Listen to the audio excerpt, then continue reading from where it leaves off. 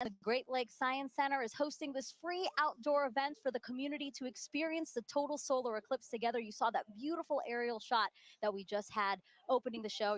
We're seeing it again here. As you can see, we have a great fun crowd here. Yeah, we've been watching the crowd build all morning, and you can really feel the excitement starting to come now. Yeah, absolutely. The watch item, of course, is the weather. Beautiful right now here in Cleveland. It's perfect right now. It's perfect, yes. We woke up to rain and it cleared, but I don't know what we're going to get this afternoon. Yeah, Sarah, you said that with a little bit of trepidation, and that's because it looks like there might be some cloud cover around the time of the total solar eclipse here, totality, but we'll see. All right, so on your screen now is the first look at the eclipse from Mazatlan, Mexico, one of the first communities the moon shadow will darken today.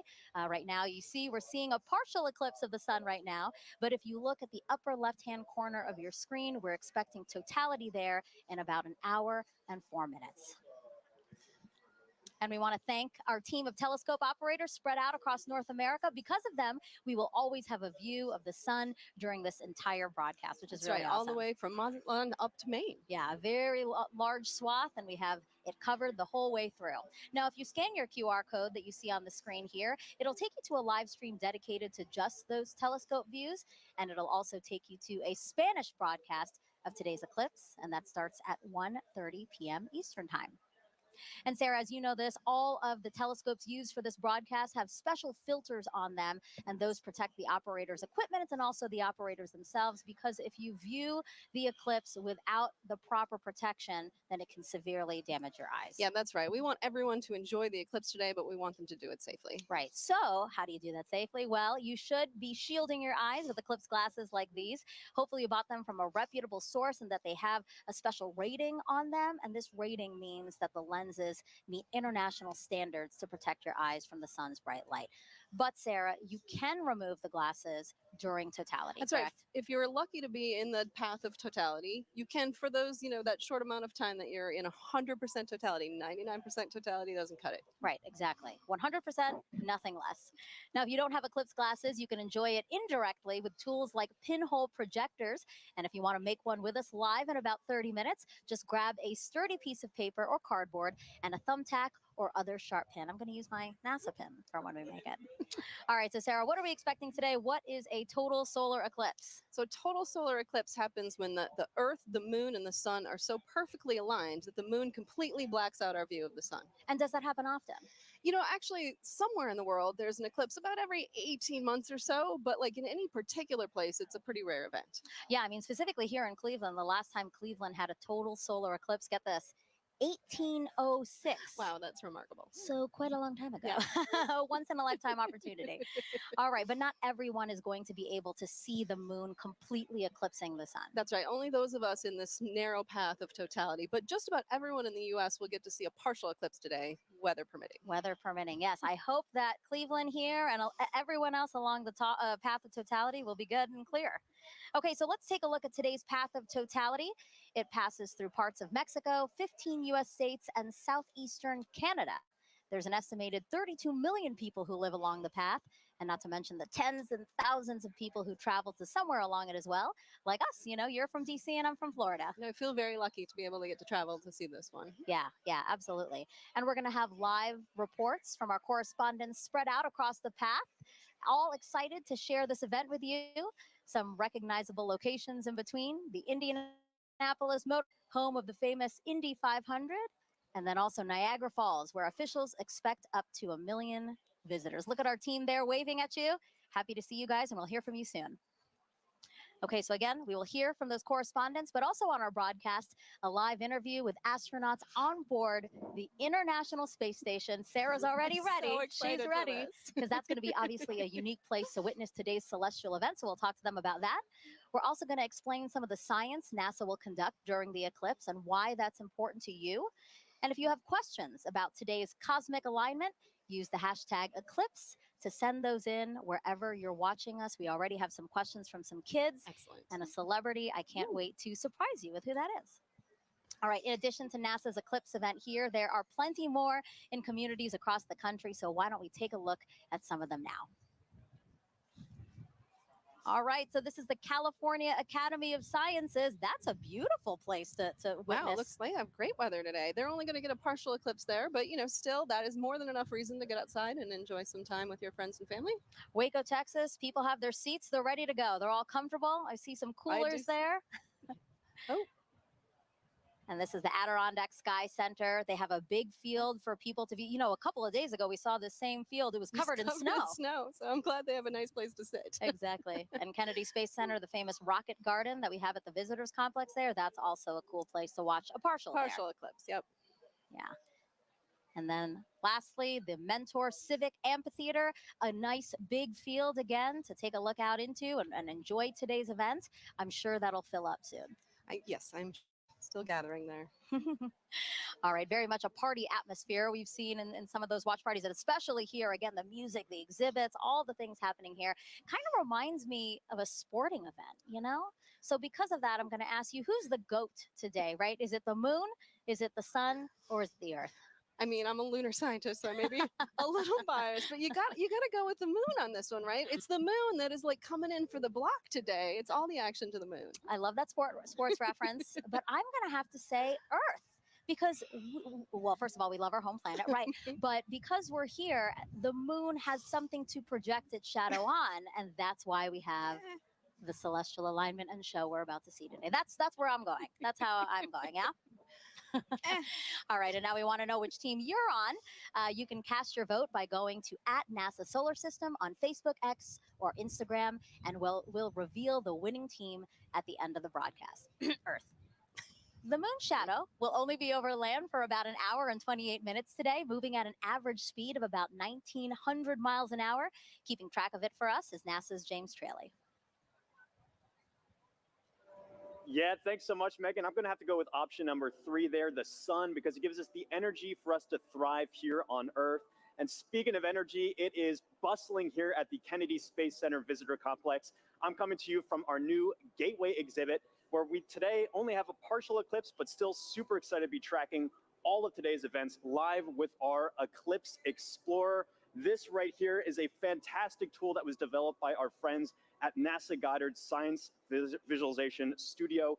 They put this tool together for us to track the eclipse down to the exact second.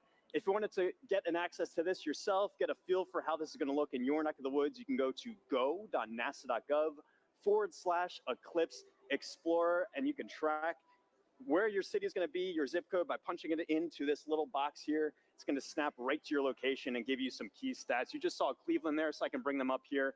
Cleveland is expecting peak totality here to start at 3:13:45 to be precise, local time. They've got a time of totality of 3 minutes, 49 seconds, plenty of time to really sit back.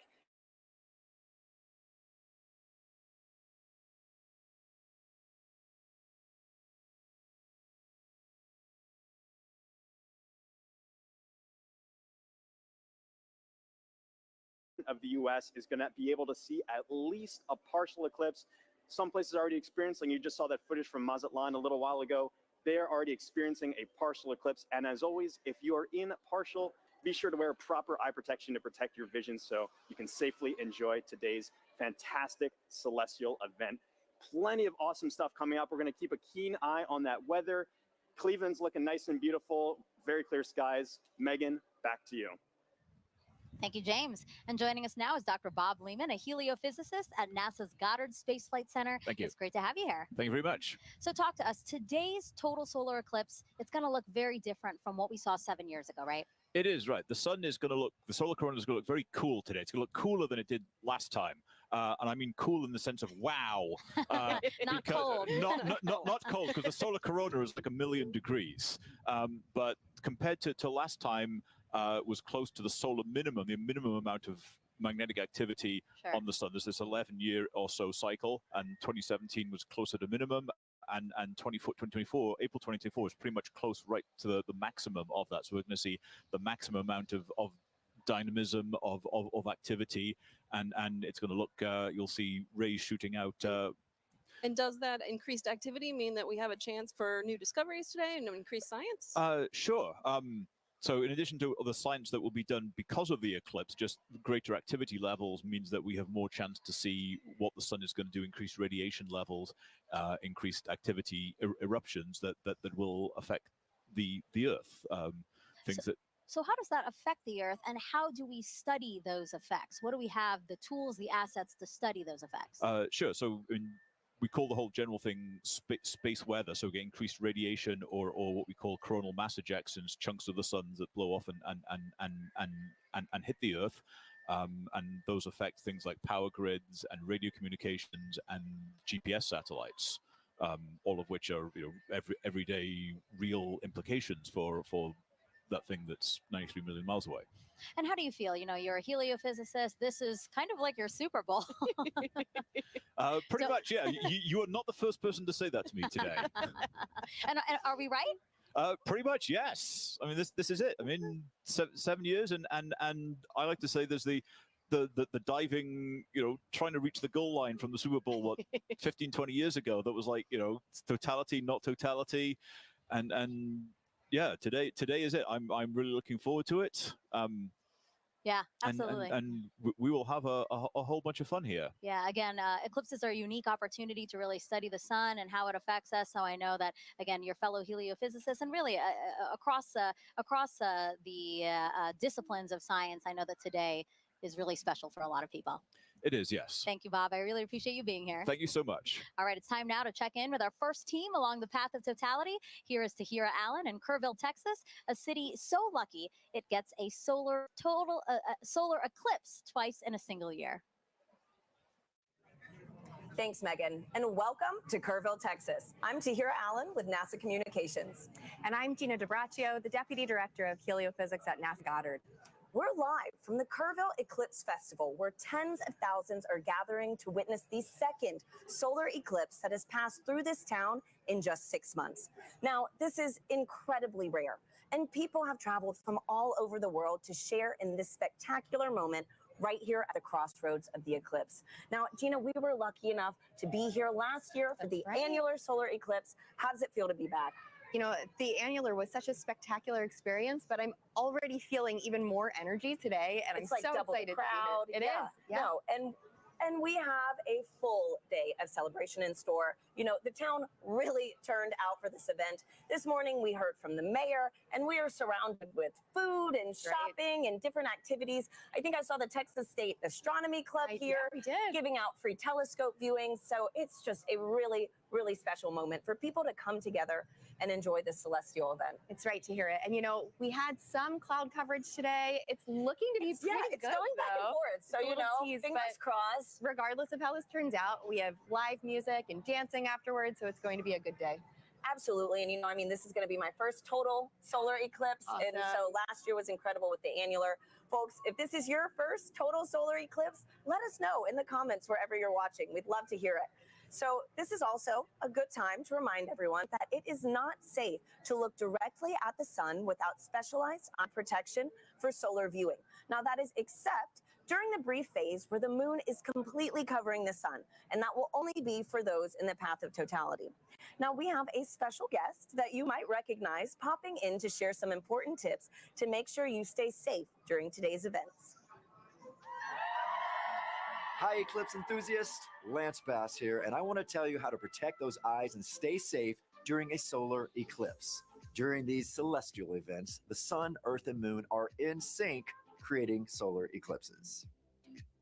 You can look directly at the sun during a total solar eclipse, but only when it's completely covered by the moon for a brief period known as totality.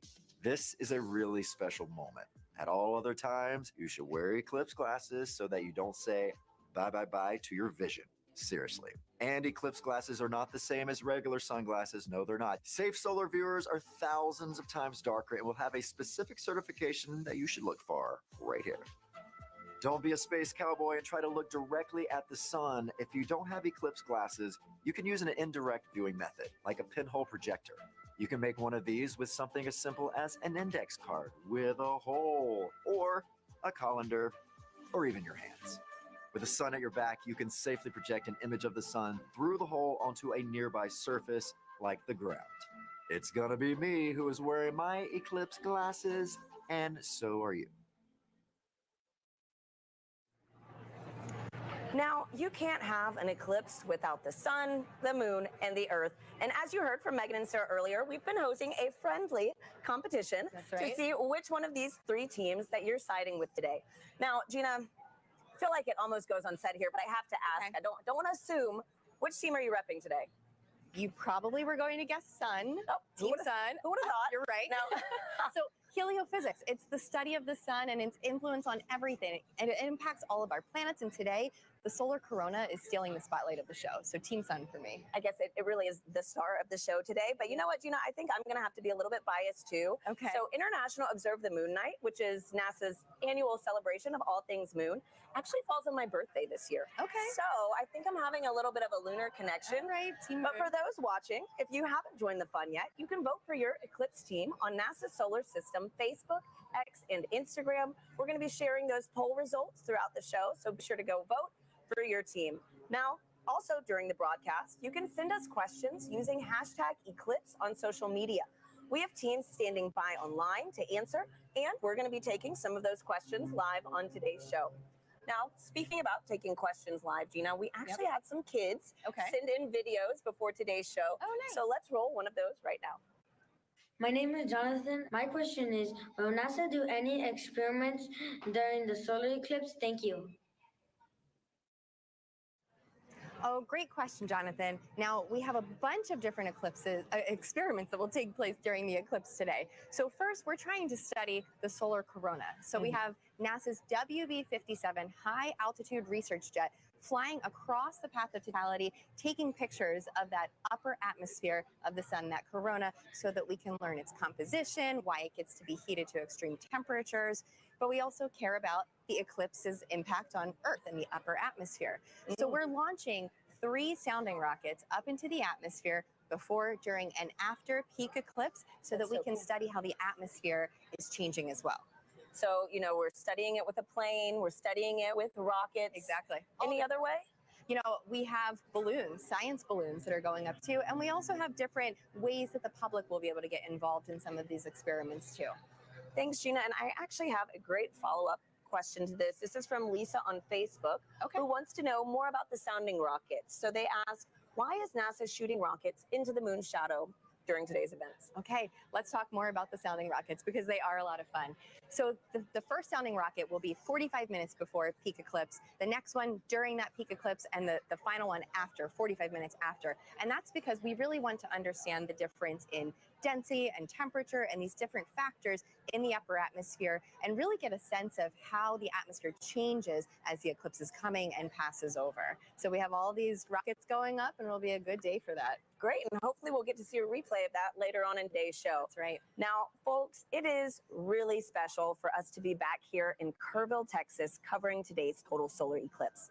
Just last October, an annular solar eclipse passed right through this town. Now, for a location to be at the crossroads of these two incredible celestial events is rare. Let's take a look at how the community has been preparing in the lead up to this big day. Kerrville is the eclipse capital of the state of Texas.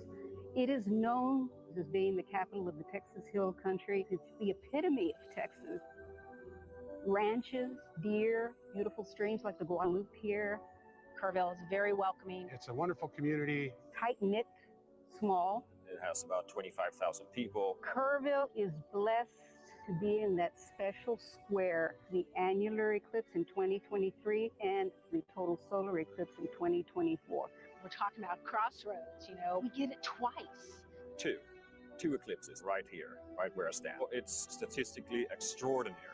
We get 2 in less than 6 months. Everybody's excited about it. City council, county commissioners, everybody's working diligently to be able to provide safe opportunity for the influx of people. This will be the biggest event in the history of the city, and that's why the city is preparing. We're preparing to make the event enjoyable for everybody who wants to see this tremendous natural phenomenon. I think that Kerrville has done an awesome job of preparing, way in advance. It's getting that message out to people to make sure that they're taken care of personally, but then there's the science part of it, letting them know what is an eclipse. And I'm just having a great time going out and talking to civic organizations and clubs and talk about eclipses. So this will be my 4th and 5th solar eclipses. I've seen total eclipse in Nebraska. I drove 1,200 miles for a little over 2 minutes, and it was well worth it. And just couldn't believe the experience of the eclipse. I mean, it literally gives me goosebumps every time I talk about it. It's a visceral, emotional experience that is just, you have to experience it to understand. I thought I knew what it would be like, but I gasped at the sheer wonder. It's going to be a, you're going to hear that intake of air and It was the most beautiful natural thing I've ever seen. So to have an eclipse basically in my backyard is just, it's indescribable.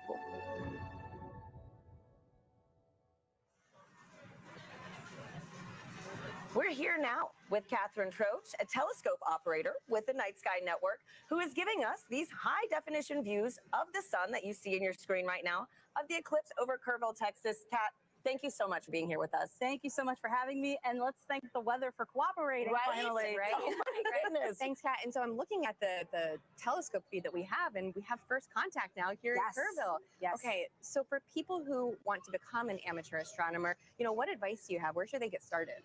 The easiest way to get started is to look up Night Sky Network. Night Sky Network has over 400 astronomy clubs in the United States. You would just use our search function to plug in your city and find the club that's closest to you. And if you don't have a club that's close to you, you can use our coordinator tips to start your own astronomy club. Wow, that is awesome. And you know what? For folks, if you want some more details on the Night Sky Network and other things on how to become an amateur astronomer, you can visit go.nasa.gov/Night Sky Network. Now, a fun fact about today's broadcast that I absolutely loved learning was that so many of our telescope views that you're going to be seeing today are from amateur astronomers.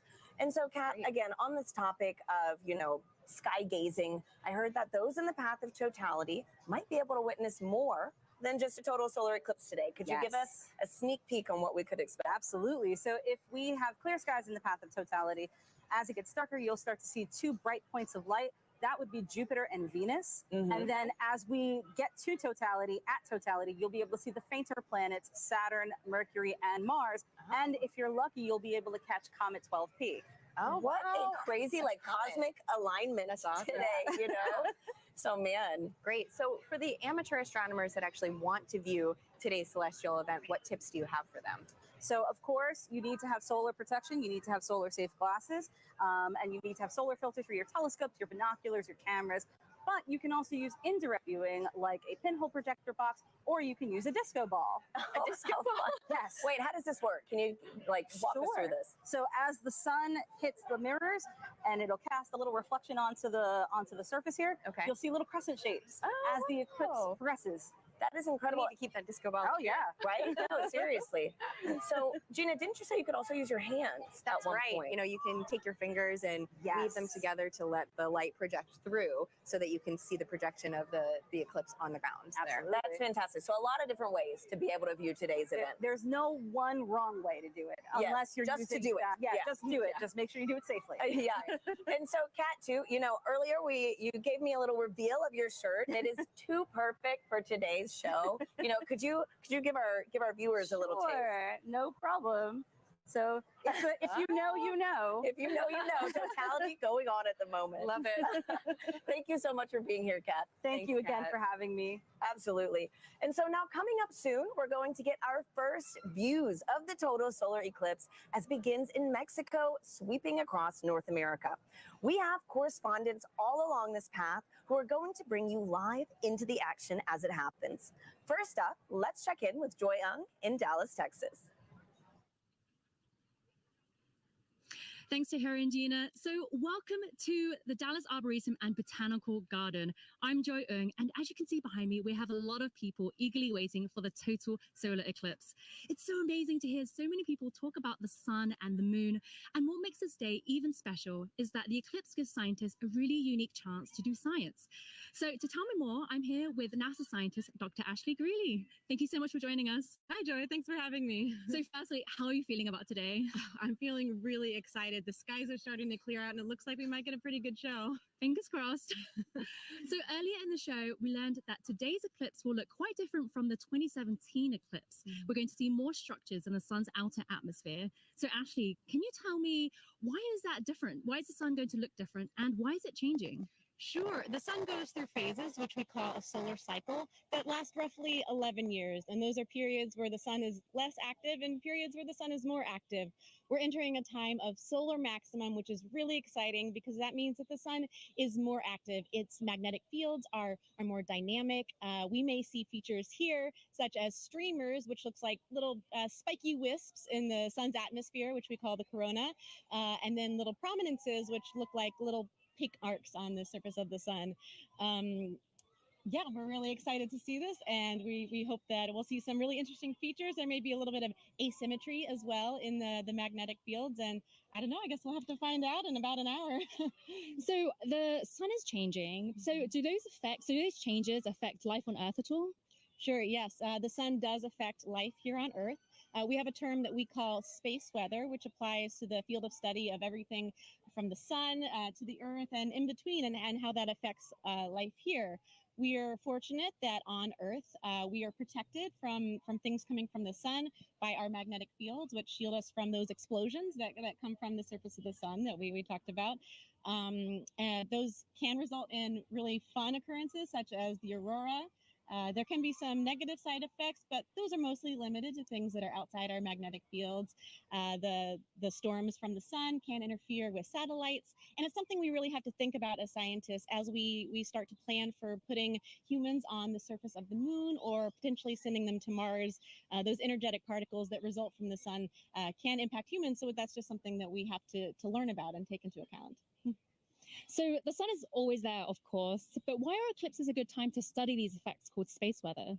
Yeah, eclipses are a really cool time for scientists to be able to study the sun. It's really hard to completely cover the disk of the sun in order to study the sun's atmosphere, especially that inner part of the atmosphere. We're really fortunate that here on Earth, our moon is just the right size and just the right distance from Earth that it can completely block out the sun's disk during total solar eclipses. So we're really able to observe that inner atmosphere in a way that we can't normally. So this event is really exciting for both scientists and the public alike, and that's just such a cool experience to share together. Thank you so much, Ashley. So if you're lucky enough to be in the path of totality, keep an eye out for that sun's outer atmosphere, the corona, and you'll know that you see these spiky features, and it's because the sun is heading towards its most active phase. So for now, let's head to our friends in Russellville, Arkansas. Jasmine, how are things looking on your side? Joy, things are looking absolutely fabulous in a very sunny downtown Russellville, Arkansas. As she said, I'm NASA's Jasmine Hopkins, and I'm coming to you live from the Depot District, where the city is throwing a massive block party, all in celebration of the total solar eclipse. Now, people in Arkansas have great reason to celebrate because this is only the second total solar eclipse visible from the state since it was first established in 1836. And the next one visible from here won't happen for another 2 decades. So people around me are gearing up for what feels like a once-in-a-lifetime opportunity. Now, it's not just the residents of Russellville that are excited. On average, the city has about 29,000 residents, but for the past 8 months, they've been preparing to receive upwards of 100,000 tourists right here in the city. Now, of course, NASA has been a big part of that preparation. So to show you what we've been doing to help, I have a video here to show you. So we have been talking to the next generation of space explorers right here in Arkansas. We started off at Arkansas Technical University, and then we moved on to Russellville City Schools, where we spoke to hundreds of students all the way from 8th grade to 12th grade about this total solar eclipse. We had NASA's Marshall Space Flight Center, the Arkansas Air National Guard, the U.S. Space and Rocket Center, and even the Paris Observatory joining us all the way from France. Now, during that moment of totality, Arkansas will experience from 94 to 100% obscurity from the sun, and we'll have 4 minutes and 12 seconds to really soak in that fantastic cosmic event. Now, until that moment, of course, we are telling the residents to stay safe, keep those solar eclipse glasses on. But now let's go from Arkansas to Illinois with Blair Allen. How are things looking for you? Jasmine, we're super excited here because crowds are filing into the stadium, but the main story here is the weather. Everything looks absolutely good and clear for totality today. We're very excited. We're just hoping, just like 2017, a little cloud doesn't come in and obscure things. But I tell you what, there's been a total solar eclipse here in 2017. Observation did not stop at SIU. Joining us now are two SIU students who actually did some observing.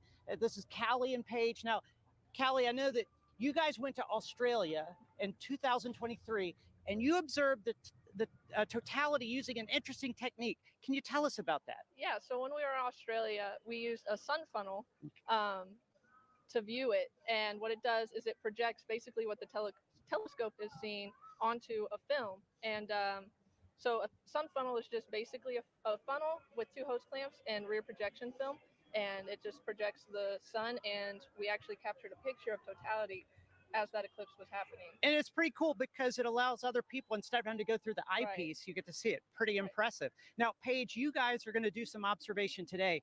What are you set up for here in Carbondale today? Yes, so we have two telescopes set up with the sun funnels for viewing for a select view of the public. And right now we're pointed at the sun and we're excited to see totality. Now, what are your odds on good weather? It's looking pretty good. I'm excited. Isn't that great? I'm so excited. I tell you what, one final question, because I know you're experts with solar safety, but Team Earth, Sun, or Moon? We're both Team Moon. Team Moon, Team Sun. I tell you, that's the best you're going to get, but we're all pro eclipse. Back to you, Tahira. Let's go Team Moon. So as you can see, folks, we've got a lot of exciting things in store all across this country, and that was only half of it. You're going to meet three more of our locations later on in the show. Now, Gina, we've got a ton of questions coming in online right now from our viewers. Yep. How do you feel about some Q&A? Let's answer some. Okay, perfect. Let's do it. So our first question is from Fair Cerritos on Instagram, who wants to know, how can I help NASA? You can help NASA by participating in the eclipse. If you can see it today, go outside, enjoy the moment, or download the Globe Observer app. You can do that right now before the eclipse crosses your path. You need a thermometer, and you just record the local temperatures and the cloud coverage. Fantastic. Globe Observer app. So thank you so much, Gina, and thank you to everybody sending in those questions. We'll take some more later on throughout the show. For now, let's check back in with Megan and Sarah in Cleveland, who are standing by with an out-of-this-world surprise. Yes, quite literally that, Tahira, because we have a special treat for our viewers right now, joining us live in space, 250 miles above the Earth in the International Space Station. Everyone, please help us welcome NASA astronauts Jeanette Epps and Mike Barrett. Sarah, you've been waiting. I'm so excited. For this. Oh, there they are. Hello, everyone. Oh, Jeanette, Mike, thank you for joining us. It's a pleasure to join you guys, and I hope everybody appreciates NASA scheduling this eclipse to bring the world together. Yes, thank you so much to NASA, and thank you so much for joining us.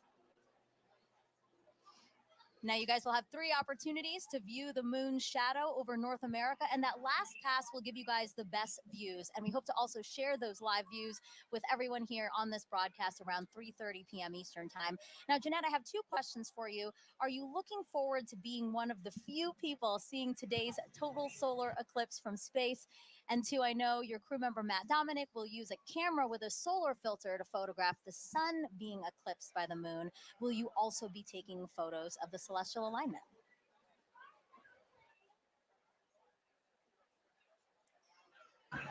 I'm definitely taking pictures of the solar alignment. And I think we're very fortunate to be here at this special vantage point to see such a special event at this time. So I'm definitely excited. What about you, Mike? What's going through your mind as you're preparing to see such an awe-inspiring event?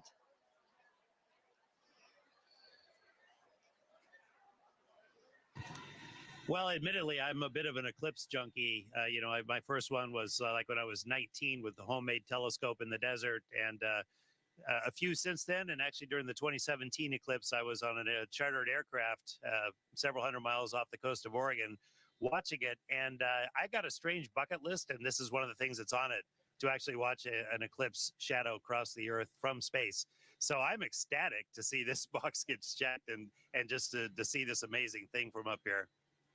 Yeah, the fact that that was actually a box on your list is pretty amazing. And then now it's getting checked. So, for those wondering, this is what the moon's shadow will look like to Jeanette and Mike.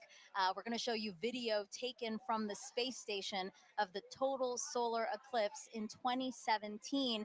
And you can clearly see the shadow moving across the top of your screen there from left to right. We actually sped up the video so you can see more of that transit. This would look a lot slower to them, but really cool. Jeanette, eclipses give us a unique opportunity to study the sun and how it affects the Earth. Can you tell us about the atmospheric waves experiment attached to the outside of the space station right now?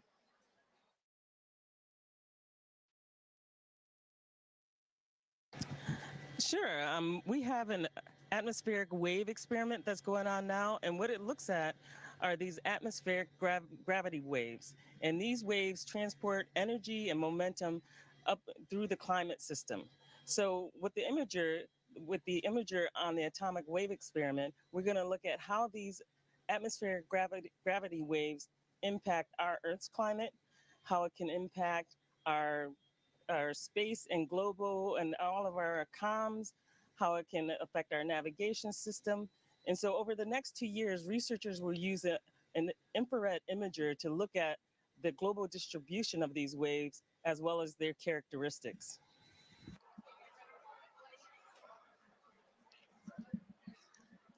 Mike, how does it feel to have a hand in maintaining the space station so that important science like the atmospheric waves experiment can happen?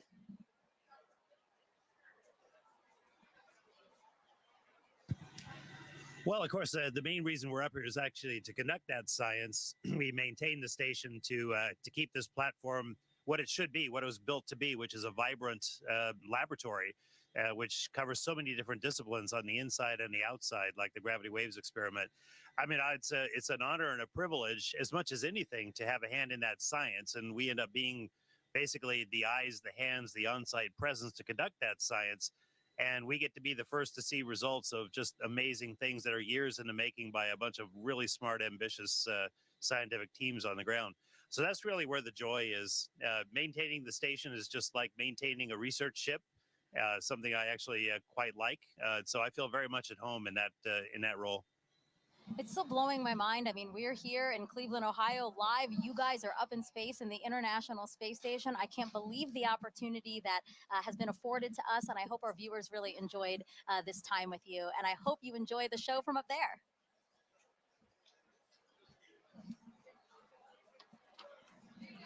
All right. We have, but we do want to close by saying, first of all, we really enjoy being here, but everybody stay safe. And use the simple means to protect your eyes as you look at the eclipse, as Jeanette and I are modeling here, which makes us blind as a bat on the inside, but solar protected on the outside. So we encourage everyone to do the same. Really great advice from both of them. Thank you so much. Sarah and I have our glasses, and we're ready to go. Also blind if we don't do this. All right, again, Jeanette, Mike, thank you so much. And we actually have some time to take questions from the audience. We have hashtag Eclipse. That's how you can send questions to us. So let us take a video from another curious kid we have watching. Hi, my name is Adrian. My question is, why will we not see a total eclipse in California? Thank you. That's a great question, Adrian. So we only a precious few today are going to get to see a total eclipse because the moon is so much smaller than the Earth. It only casts a very narrow shadow. But still, even in California, you're going to get to see a partial eclipse, and that is still a really cool event. So I do encourage you to get out there and see it for yourself today. Yeah, absolutely. So again, hashtag Eclipse. Wherever you're watching us, drop that in the comments, and we'll try to get to as many questions as we can on the show. Okay, so we have obviously people celebrating with us online and at events across the country. So why don't we check out some of those events again now? Waco, Texas again. People look very, very comfortable in their camping chairs and spread out on picnic blankets. They look like they're having a good time. Yeah. Few clouds. A few clouds, but again, they have some time there before. Kennedy Space Center, they will see a partial eclipse. We have some people walking around the Rocket Garden. Oh, it looks like they have beautiful weather there. California Academy of Sciences, yes, they do. They have clear skies. We're very, very jealous over here.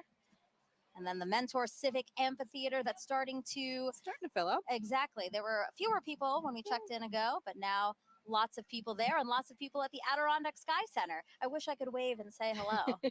They look like they're getting ready for some stuff though.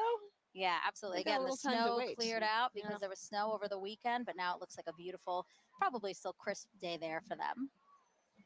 Okay, and now we're back here with astronaut Steve Bone, who's looking around, taking in the sights, Steve. I am. see. It's just an amazing amount of people. It's really cool to see. Yeah, it's really- absolutely. you can feel the energy. And It's it's really beautiful. cool that you're here. So Steve is here because, you know, obviously, as we've been saying throughout the show, you really should have these glasses to safely view the eclipse. But if you don't have glasses, that's why Steve is here. So Steve, I see that you brought some supplies for us. I did. I have a little bit for everybody. We'll see how we can do here today. All right. So this is like a pinhole viewer, and so it's basically a pinhole camera. I don't know if you ever had to do that when you were a kid. Is make a little camera by basically poking a hole on a piece of paper, Okay. and then using that to focus onto a screen. Okay. And so we all have pins here, I guess. Yes. So we have a paper plate, we Yeah, the have Eclipse pin. index card, and we have pins. And I have my Crew 6 pin. Nice, nice. All right. So what do we do, Steve? Basically, all you have to do is poke a hole in the cardboard, Okay. and the size of the hole will determine the focal length, the focal distance of your viewer. And it Okay. has to be big enough that the light will come through. And it's sometimes hard to do if we don't have like direct sunlight. So you want to make sure you have a big enough hole. I think Okay. that'd probably be enough. Yeah. And then what you'll end up doing, if we had the sun, you could basically over your shoulder, don't look at the sun. Sun behind us. Sun behind us. Yes. And so you hold this up and you'll see, you can actually get, there it is. I can see. We do see it with the lights, the studio Yeah, lights. you only need a little bit, and then depending on how far in and out you move it, and the size of the hole, that gives you your focal length, Got it. just like a lens. And basically, like we're saying with the studio lights, if something were to pass over the studio lights, that same shadow essentially would be would be projected through Absolutely. the index card right now. That's how you safely watch it. That is a good, safe way to watch it. There's a lot of other ways to see it as well. I know And, that. oh. I have that. Come prepared. Colander, right? Yeah. So that's a lot of fun because if you're in an open area like this today, and you don't have your glasses or you just want to see something really cool, again, put it over your shoulder and hold it. You'll get a big array of all those little eclipses happening on the ground below you. Yeah, actually, I think we have a picture of that. I'd love to see that because really it is Yeah, a it's very, pretty. perfect. Look at that, Steve. Oh, yeah. Well, I mean, even if you don't have anything, right? You can Yeah. actually use your hands to make your own sort of improvised pinhole camera. Absolutely. That's amazing. And, I was explaining a little bit ago that in my own yard during the annual eclipse, when I was out working in the yard and I said, hey, there's an annular eclipse going on. So I went under a tree and I was looking at a tree, and then on my driveway, all these little eclipses, Oh, just that's hundreds of them. amazing. Yeah. And it's Beautiful. absolutely amazing pictures. Great. So I hope So- if people have trees near them, they can take a look at that. Steve, thank you so much You're for very being welcome. here. We really appreciate Have it. a great day. All right, so the eclipse is getting closer and closer to the west coast of Mexico. We will experience totality there at Mazatlan, in particular, 2:07 p.m. Eastern Time. So let's head back over to James at our eclipse board for another look at the path of totality. Yeah, thanks so much, Megan. A lot coming up very soon, and make sure you know exactly when to go outside to observe that totality if you're on our path, or even right now, if you're experiencing a partial eclipse. I've got in our Eclipse Explorer here, I can zoom out just a hair here to show you this. I've got our penumbra on. So this is all the places inside here already experiencing a partial eclipse. You've been seeing some great feeds from our camera in Mazatlan, Mexico. They've been experiencing that kind of crescent sun for a little while now. They're just about 20 minutes out from actually experiencing totality itself.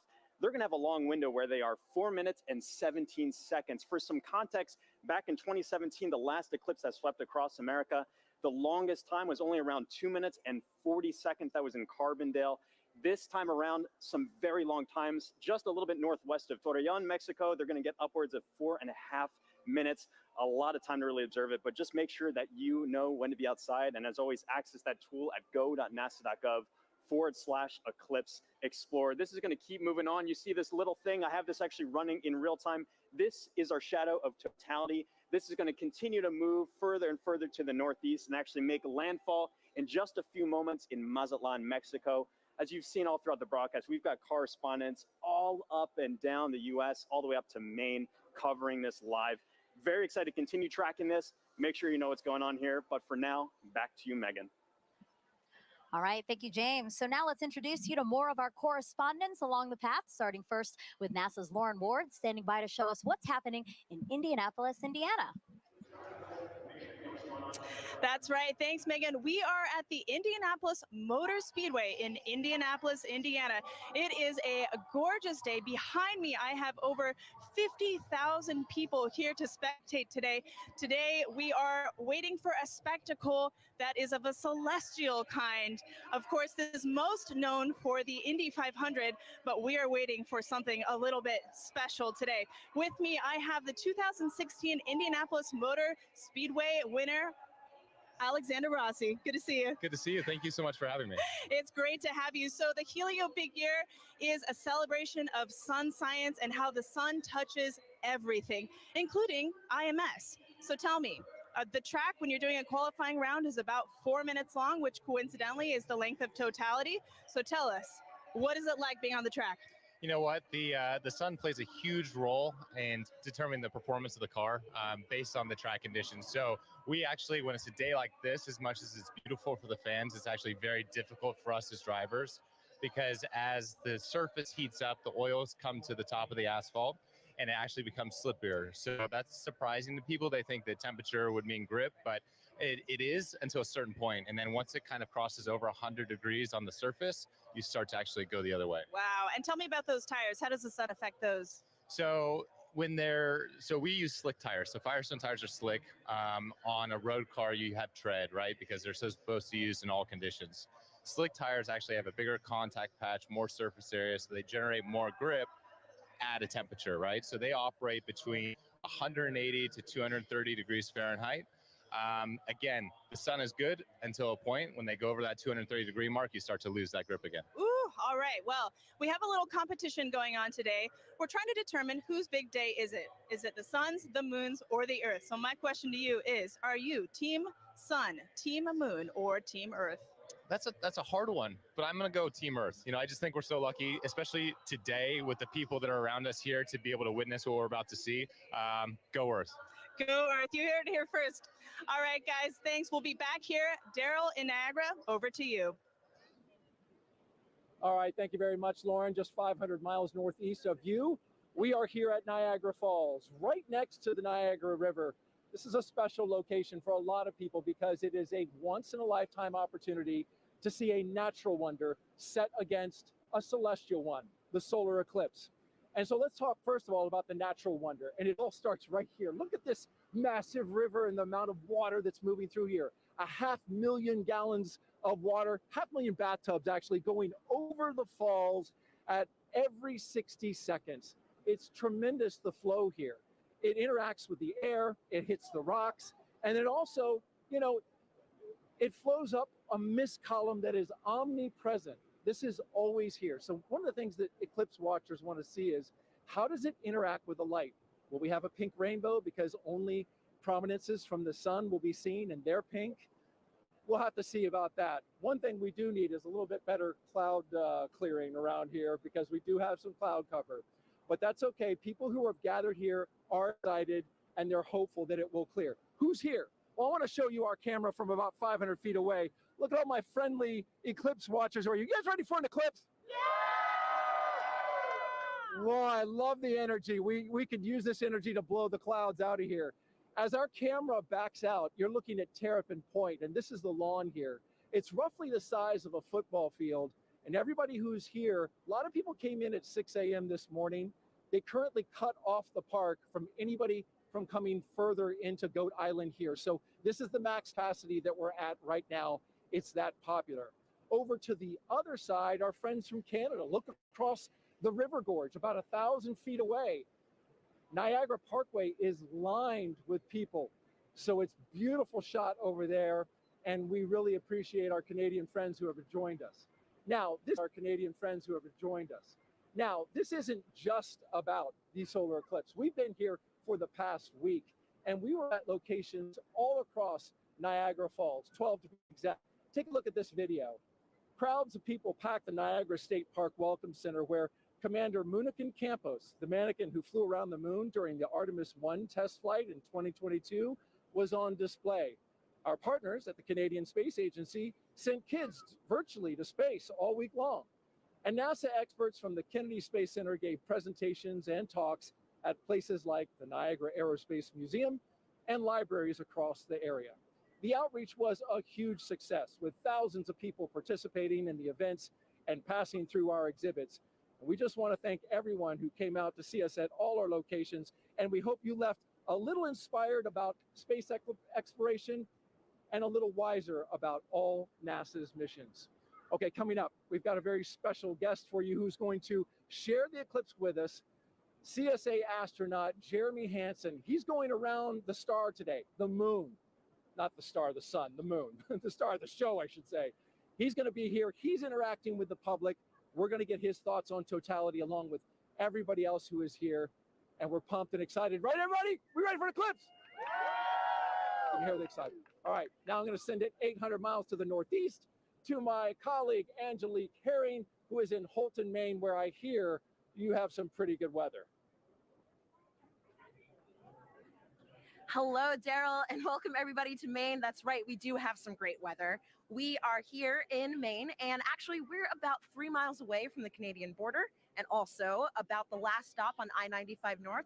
So we're the northmost spot for today's eclipse broadcast, at least in the United States. And so hello from way up north. Now, just like Daryl said, we do have some excellent weather here in Maine today. We've been here for a couple of days, and it's actually been pretty wintry right up until about yesterday. We had snow, it was pretty cold, but you know what? Today, the sun is blue, and it's looking like perfect conditions for an eclipse, or as the Mainers would say, wicked good weather.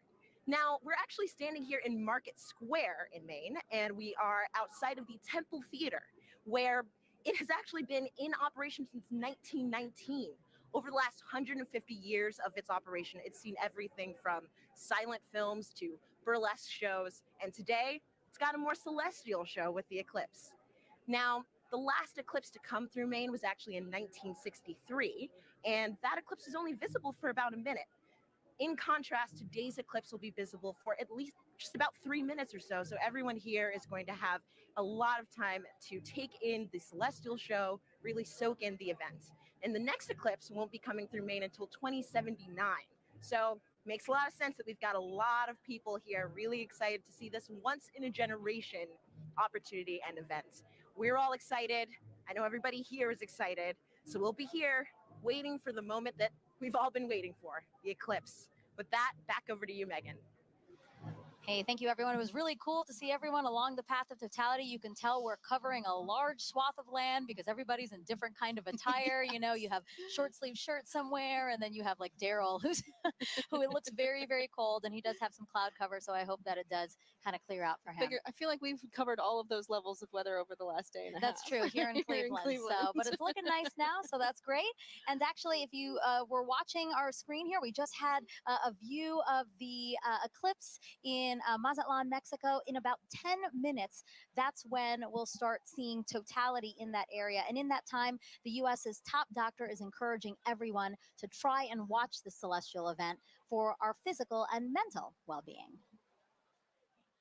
Hi, everyone. I'm U.S. Surgeon General Dr. Vivek Murthy. I'm thrilled to be joining you today as you gather to experience a truly awe-inspiring event, the last chance that we'll have to see a total solar eclipse in the contiguous United States for the next 20 years. The sun is a universal source of light and life. It contributes to our physical, mental, and emotional well-being, and it unites all of us. Today, no matter where you're watching from, whether it's along the path of totality or a partial solar eclipse, you are sharing the experience with millions across the nation. And moments of connectedness like this truly matter. Last year, I issued a Surgeon General's advisory warning about the public health crisis posed by loneliness and isolation. I shared that our connection with one another is a powerful force that can help protect against the damaging physical and mental health impacts of loneliness. What better reason is there to come together with friends and loved ones than to share a once-in-a-generation experience like the solar eclipse? This is an experience that will stay with you, precisely because of the awe that it inspires. Awe allows us to step outside of ourselves, giving us fresh perspective and opening us up to connections. So grab your eclipse glasses and let's enjoy this moment together. Some great advice. Thank you so much. For other hashtag Eclipse questions, Sarah, are you ready? I am absolutely ready. All right, let's take a look at this video from a familiar face. Hey everyone, I'm Scarlett Johansson, and I play a NASA Public Affairs Director in the new film Fly Me to the Moon. I hope everyone is safely enjoying today's eclipse. I actually have a question about the moon for NASA. So during a total solar eclipse, I've heard that craters and features on the moon play a role in what viewers see on Earth when the moon blocks the sun. So why is that?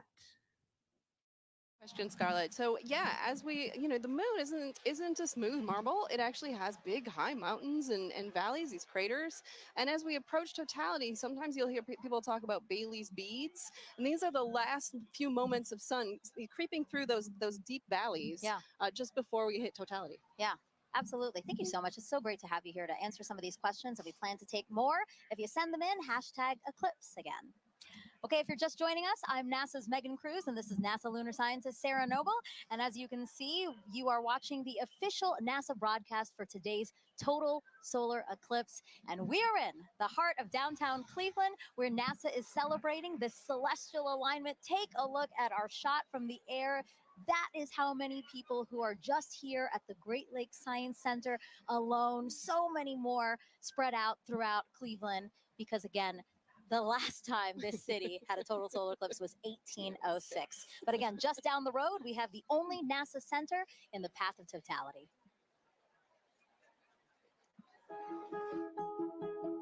When it comes to NASA, I think a lot of people initially think of rocket launches in Cape Canaveral or astronauts floating above the Earth in the International Space Station. But there's a lot of research and engineering and testing that needs to happen before anything can fly. And we have those capabilities: supersonic wind tunnels, microgravity drop towers, vacuum chambers, and a research aircraft hangar. And that's why people from all over the world come to NASA's Glenn Research Center right here in Cleveland, Ohio.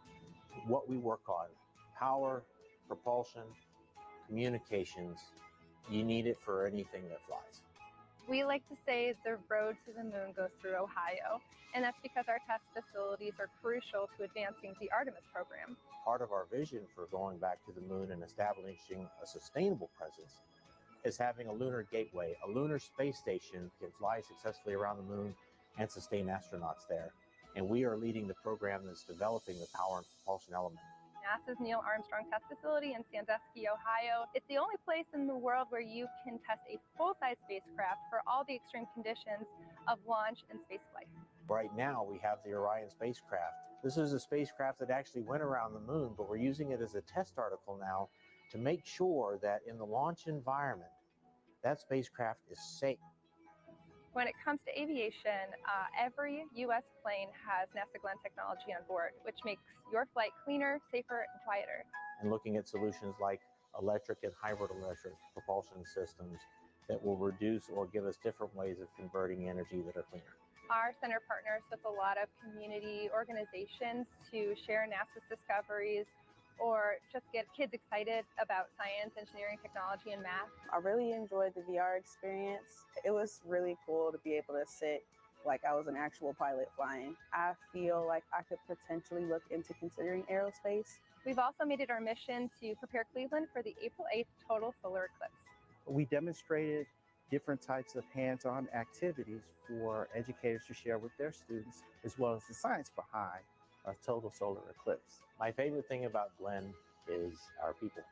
Not only are they crazy smart, but they are genuinely good people. And we are literally part of almost everything NASA does. And so what's really great about being here is you're in the heart of it all.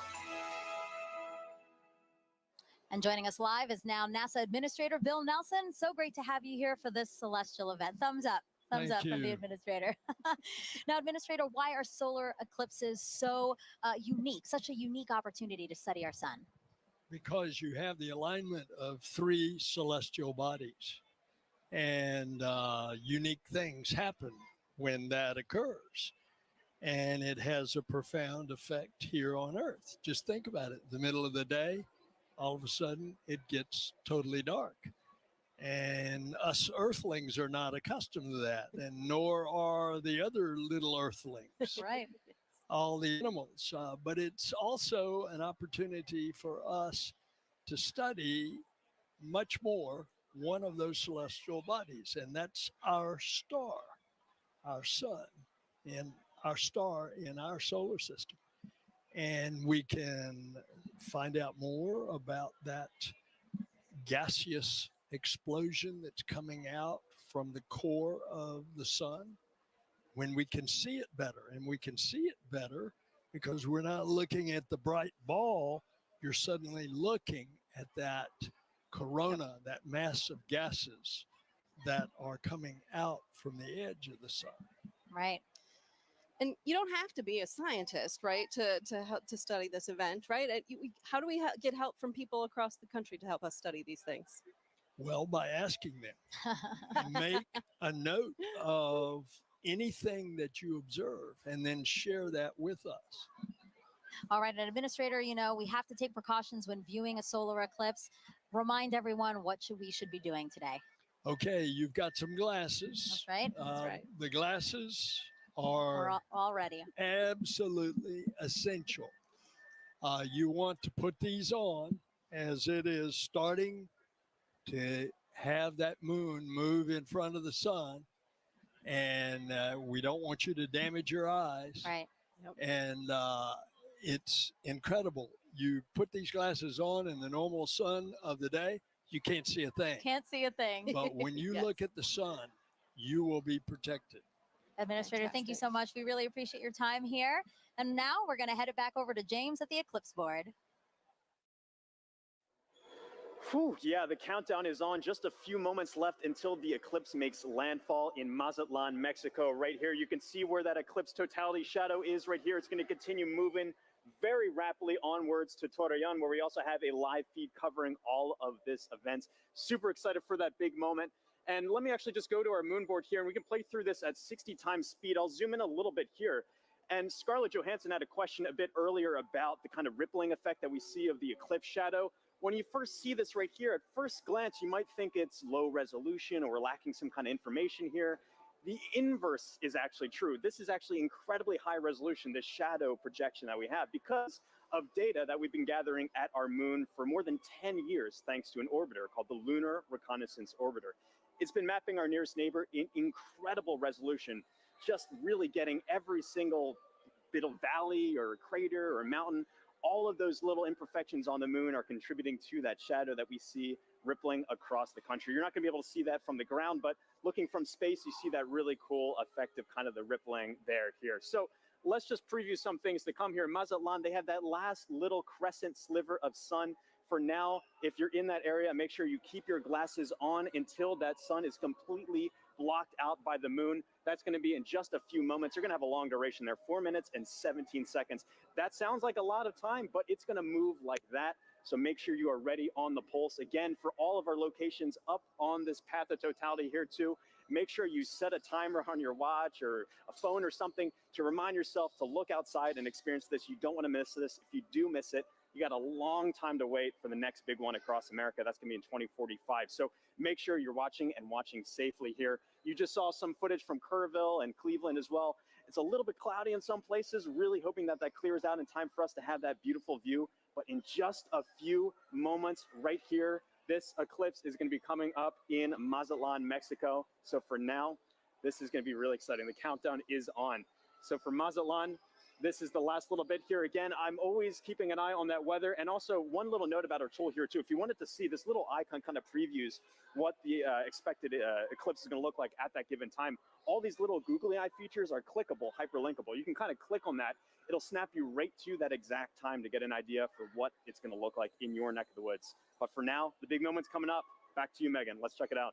All right, thank you, James. And as you can see, wow, we just have a tiny little faint sliver left of the sun in Mazatlan, Mexico. We are expecting totality in 1 minute and 35 seconds. You know, joining us now to walk us through this, Kelly Korrick, an astrophysicist with NASA's Heliophysics Division. Kelly, tell us about the science NASA is about to conduct right now in Mazatlan. So science that they're going to conduct is about the WB-57. So we're going to fly some planes over and make sure that we can actually see that solar corona, that that hot atmosphere that's around the sun that we're about to get once we reach totality.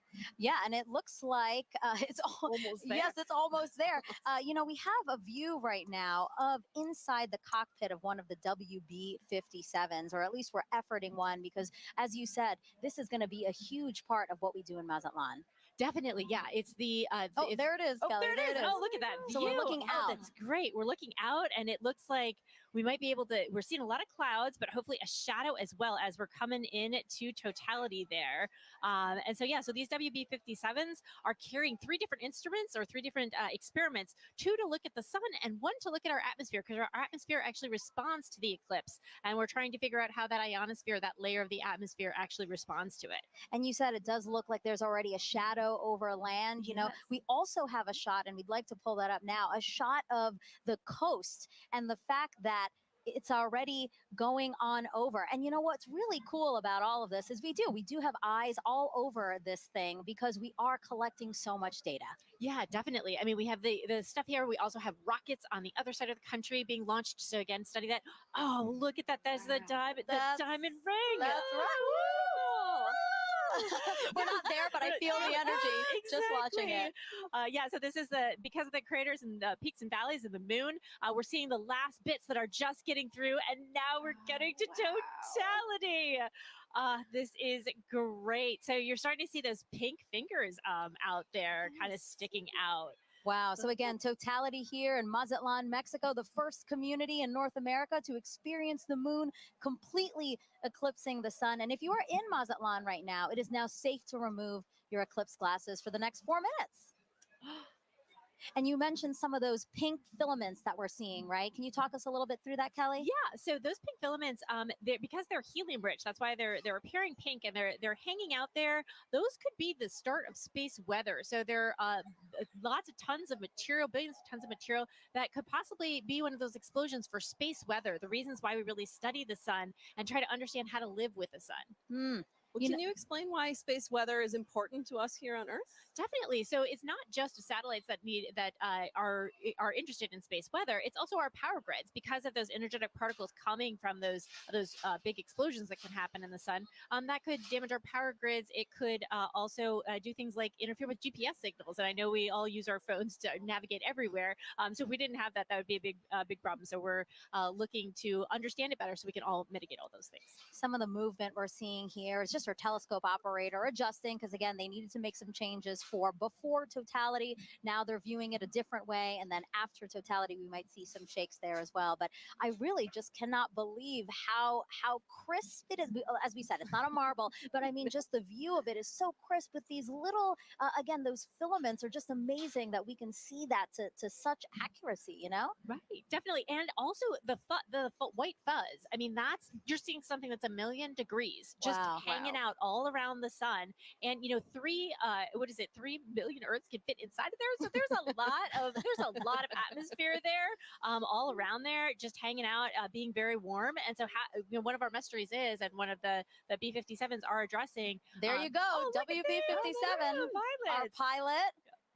Yeah. He's flying. So basically, Kelly, he is going to fly and try to chase down the shadow for as long as possible, keep up with it as long as possible. Exactly. The shadow is much faster than the plane. However, they can chase it for a while and get an extra 2 minutes. So on the ground, we can only get 4.5 minutes, and they're going to get 6.5 for that plane. I love that they're waving to us. Oh, there you go. And now we're flipped. Now we're seeing the front. So again, they are in night. I mean, it looks very dark with only some light on in the horizon. Yeah. Right. Yeah. And that's what we'll expect wherever we see totality is the night sky is very dark. You might even see some planets or stars.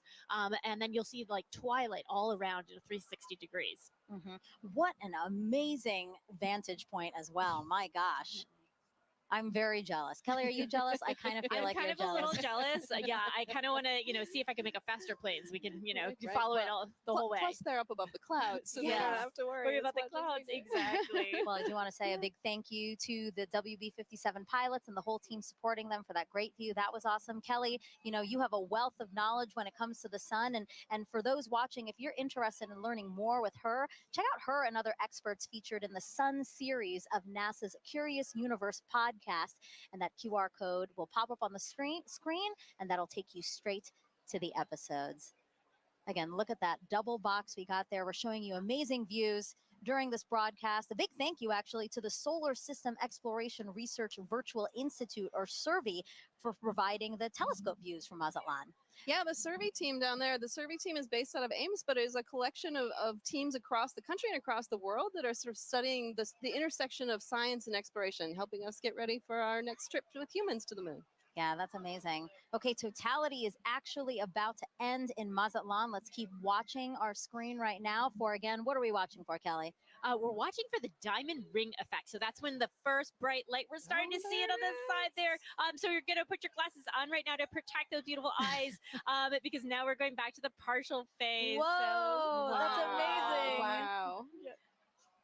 Kelly, that's a filter, by the way, everyone. That's why we're seeing that. But when you said put on your glasses, I'm so trained now to do it that I almost did it here in Cleveland. No, we're fine in Cleveland. We're still in Mazatlan. Again, what we're seeing is because we needed to adjust the filter now that, again, it's basically like putting on our glasses. The way that you said people on the ground need to put on our glasses, our telescope operators need to protect their own eyes as well as their equipment. Exactly.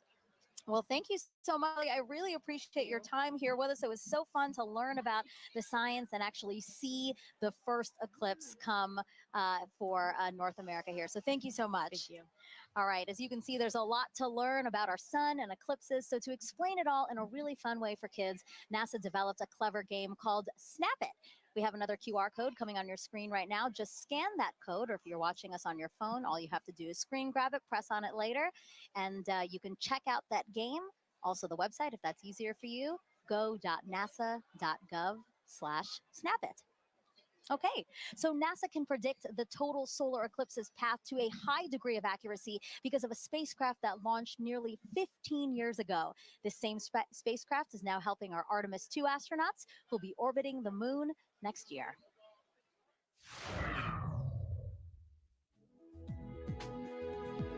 NASA's next step in establishing a long-term presence on the moon is sending 4 astronauts to fly around it with the Artemis II mission. Part of the crew's training has been to study images from NASA's Lunar Reconnaissance Orbiter, or LRO. The spacecraft launched in 2009 and continues to use 7 instruments, including a high-resolution camera, to help us learn more about the moon's surface. Because of LRO, we now know more about the moon's topography than any other planetary body in the solar system, including Earth. The Artemis II crew used LRO data and photographs to learn how to identify lunar landmarks they'll see from orbit and to seek out sites of scientific interest, like possible landing spots for future explorers. While helpful for planning Artemis missions, people back here on Earth also use LRO to predict the shape of the moon's shadow, or umbra, during total solar eclipses. The moon's shadow will change throughout the eclipse, depending on the lunar terrain and the elevations of observers on Earth. People may even see what looks like an arc of solar diamonds around the moon as sunlight peeks through lunar features like craters. That's a look at your Artemis Moon Minute.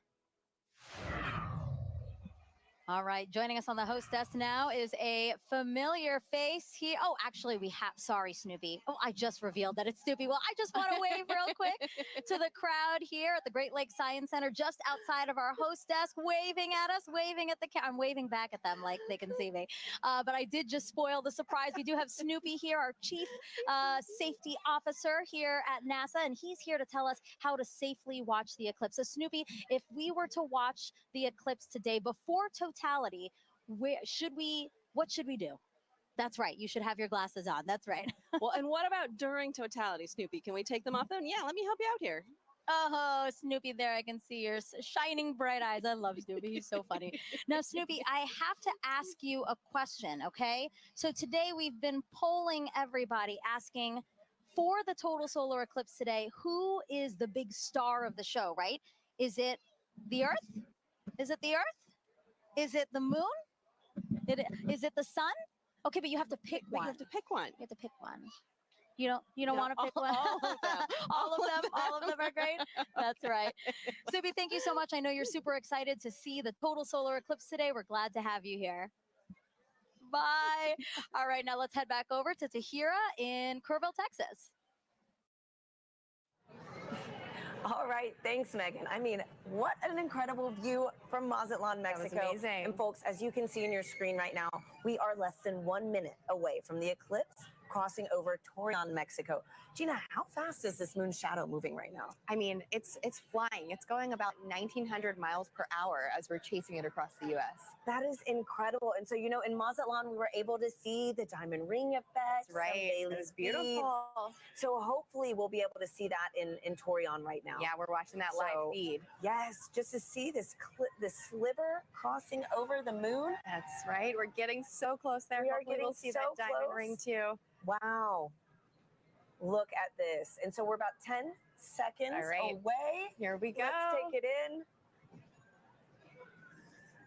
Wow. What a spectacular. Going into totality. Wow.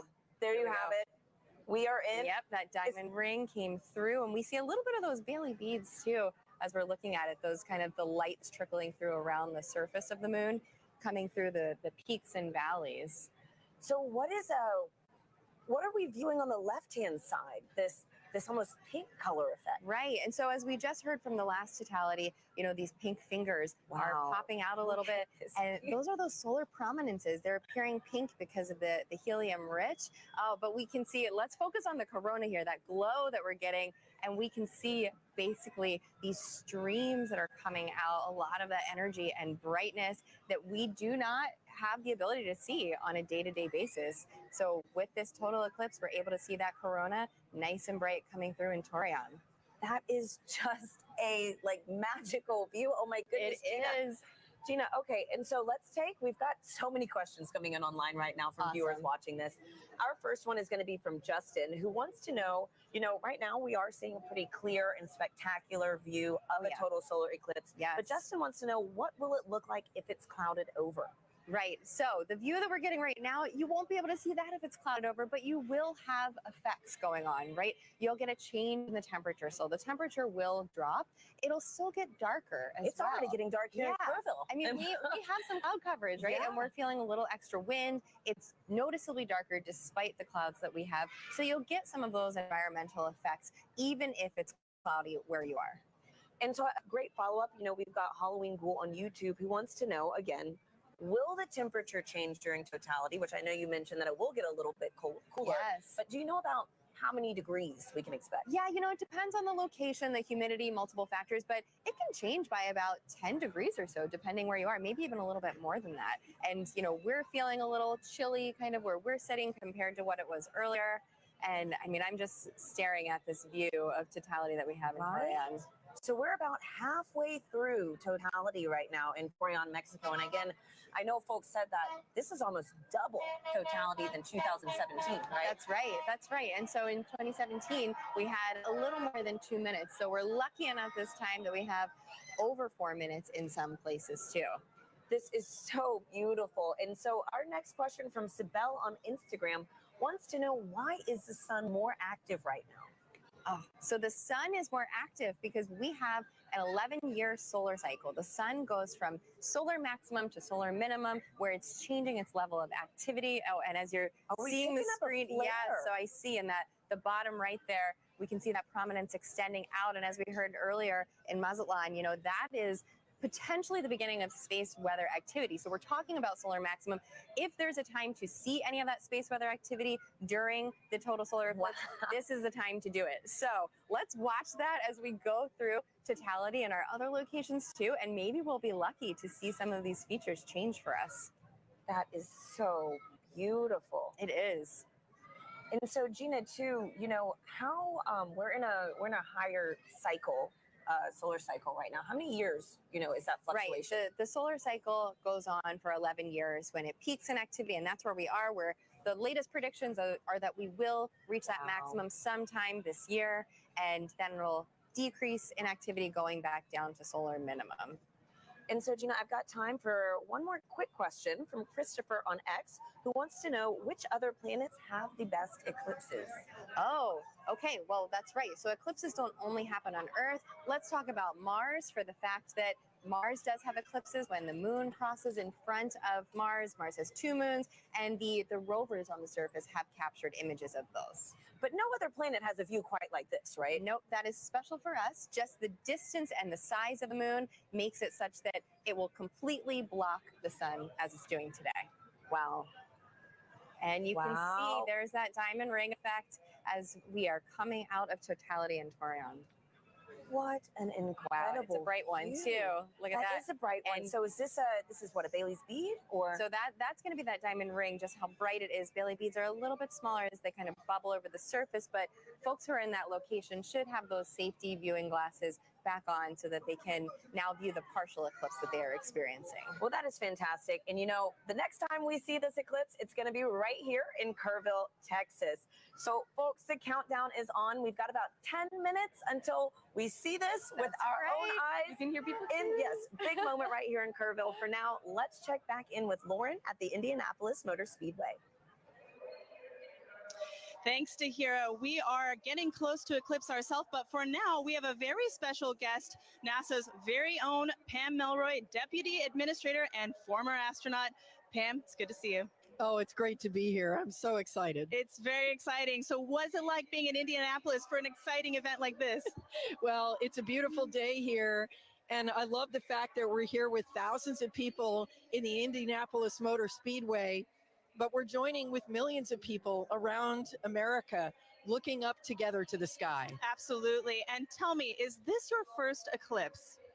It's not my first eclipse, but it will be my first totality. Oh. I've seen several partial eclipses, but there's something mystical and mysterious and in some ways unifying about a total eclipse. And we're all going to feel it together. Absolutely. We could not have lucked out more on this weather today. So as a former astronaut, we know that sun science and space weather are very important to keeping our astronauts safe. What is space weather and why do we care about it? What is NASA doing to study it? Yeah, that's right. It's actually very important. It is of concern for astronauts who are in space because they experience the radiation of the sun that comes from solar flares and solar weather. But the reality is it's also affecting life here on Earth. It impacts the upper reaches of our atmosphere called the ionosphere, which is an electrified part of our atmosphere that is a conduit for communications. It's critically important. It can even affect power grids. And of course, if you ever have seen the Northern Lights, you've seen the effect of solar weather. So, but really the focus for today is where that solar weather starts. And that's in the corona, the sun's atmosphere. It's very unusual and we don't exactly know what's happening because the sun's atmosphere is millions of degrees hotter than the surface of the sun. So we are hoping to learn today more about how that happens and why that happens so that we can better predict those solar flares and those things that impact us here on Earth. Yeah, that's all extremely important and something that we're learning a lot today too. Pam, thank you very much for joining us today. Thank you. As we've learned, solar eclipses are very important to learn for many, many reasons. We have radio telescope operators who are studying the eclipse today for this very reason. Let's take a look at that work. When the moon blocks the sun during a solar eclipse, there is a noticeable impact on Earth's upper atmosphere, known as the ionosphere. These changes can affect radio communications, including amateur radio, also known as ham radio. Ham radio is a way you can talk to people all around the world. You set up a radio and an antenna. You talk into the radio sends a signal up to the antenna sends a signal up to the sky. It bounces off of the electrified layer of the sky back down to Earth, where you can talk to the person on the other side. During the 2024 total solar eclipse, the HAM-SCI Citizen Science Project is inviting ham radio operators to transmit radio signals. The goal is to have people make as many radio contacts as they can with operators in different locations during the celestial event. By recording how strong their radio signals are and how far they go, ham radio operators and scientists can learn about how the ionosphere changes during solar eclipses. Sometimes you can talk around the world and sometimes you can't. And that's all based on what the ionosphere is doing, what the sun is doing. When it works and you are able to talk to these faraway places, I find that really magical. To learn how you can participate, follow Do NASA Science on X and Facebook.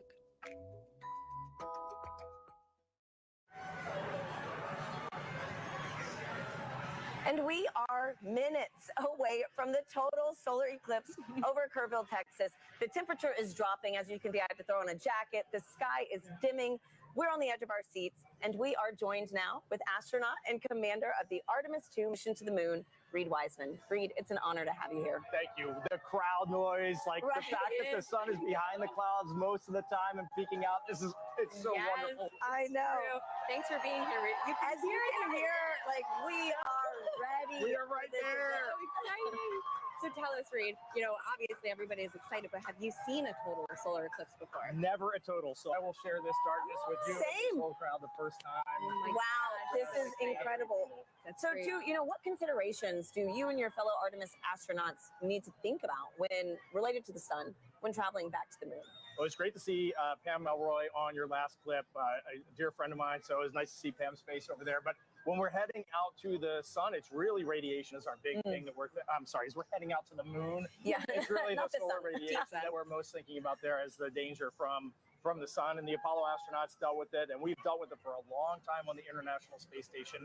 And we have a lot of data from the moon, from our NASA probes that have gone out there and collected. So we think we know what we'll encounter.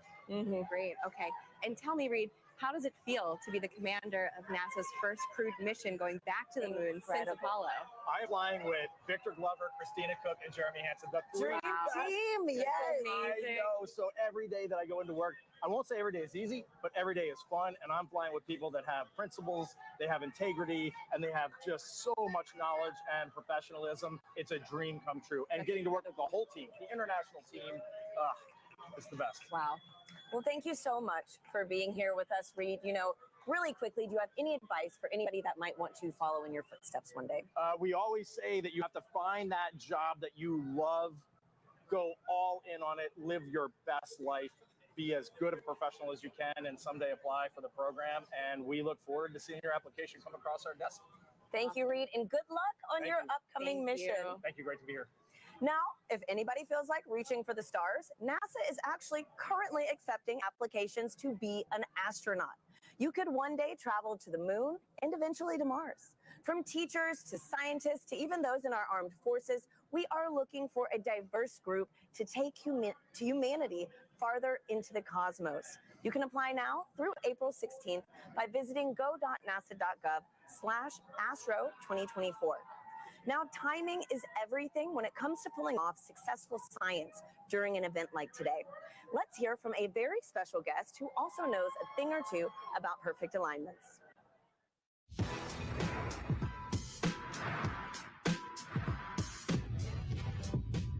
Hi, I'm Paul DeYoung, shortstop for the Chicago White Sox.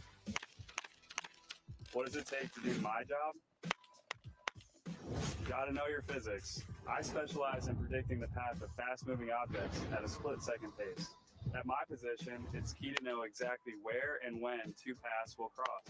Just like NASA needs to know when the Earth, Moon, and Sun will align to predict the solar eclipse. Working it all out on the whiteboard is one thing. They're ready for the solar eclipse delay at Volcano Stadium. is a whole other ballgame. And on April 8th, you can see just what I mean as a total solar eclipse crosses the United States. NASA has mapped the detailed shape of the moon's surface, so we know exactly where the moon's shadow will fall. And you know where to be to see the eclipse in person, even if it's from the stands. Don't miss your chance to experience the beauty of science in action and maybe catch a ball game.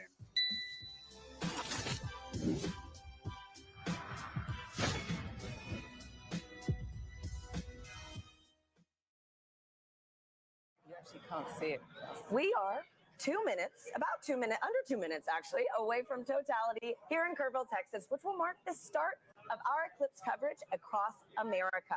Now, folks, we have a little bit of cloud coverage right now in Kerrville, so we are showing the Dallas feed. But again, we're holding out hope. Gina and I are thrilled to be here with Dr. Nicola Fox, who is the Associate Administrator of NASA's Science Mission Directorate. Nikki, thank you for being here. Oh, I wouldn't be anywhere else. Thanks for being here, Nikki. So tell us how the science conducted today will really impact the future of exploration at NASA Science.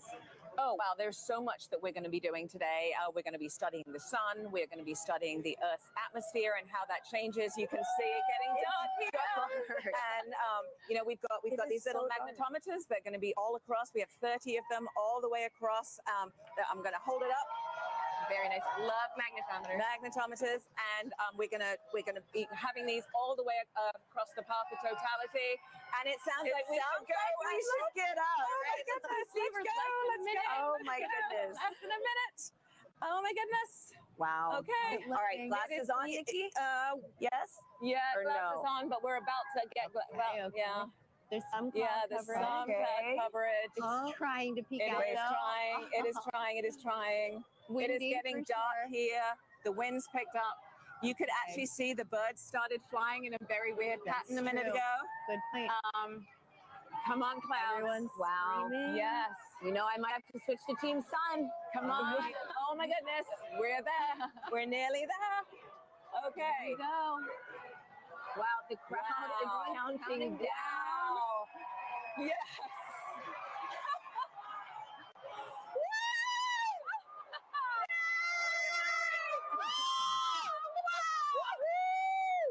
Oh my gosh, it's beautiful.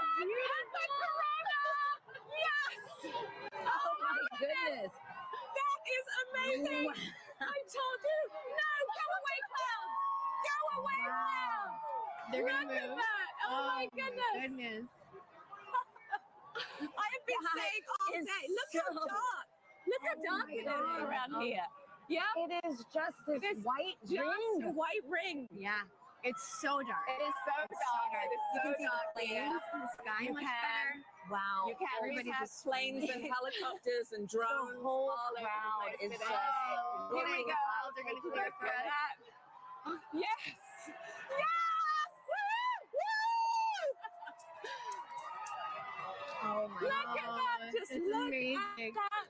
We have about what, 4 minutes? Oh, yeah. to 4 just minutes fast and 25 seconds. To be Yes. I mean, this really Yes. again reminds you that we are on this one planet, you know, Yes. in this larger system. And you have to be on this planet to see what we're seeing. You do. right now. That's why we are Team Sun, Earth, and Sun. Moon.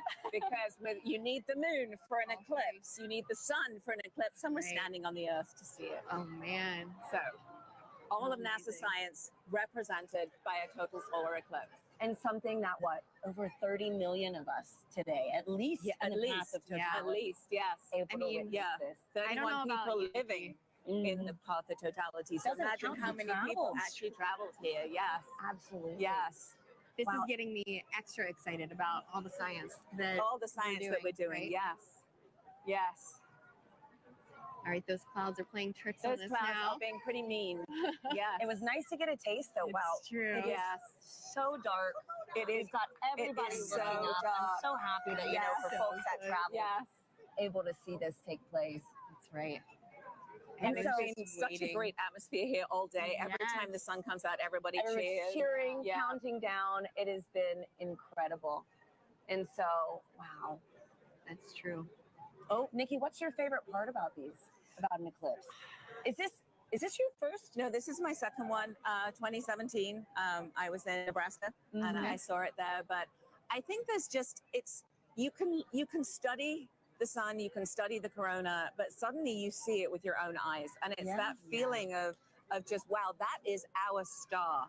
Like that isn't just the sun anymore. That's a star, and you see it looking like a star. And as we study, as we look for exoplanets in other galaxies that might be able to support life, we need to understand our relationship here on this planet with that star.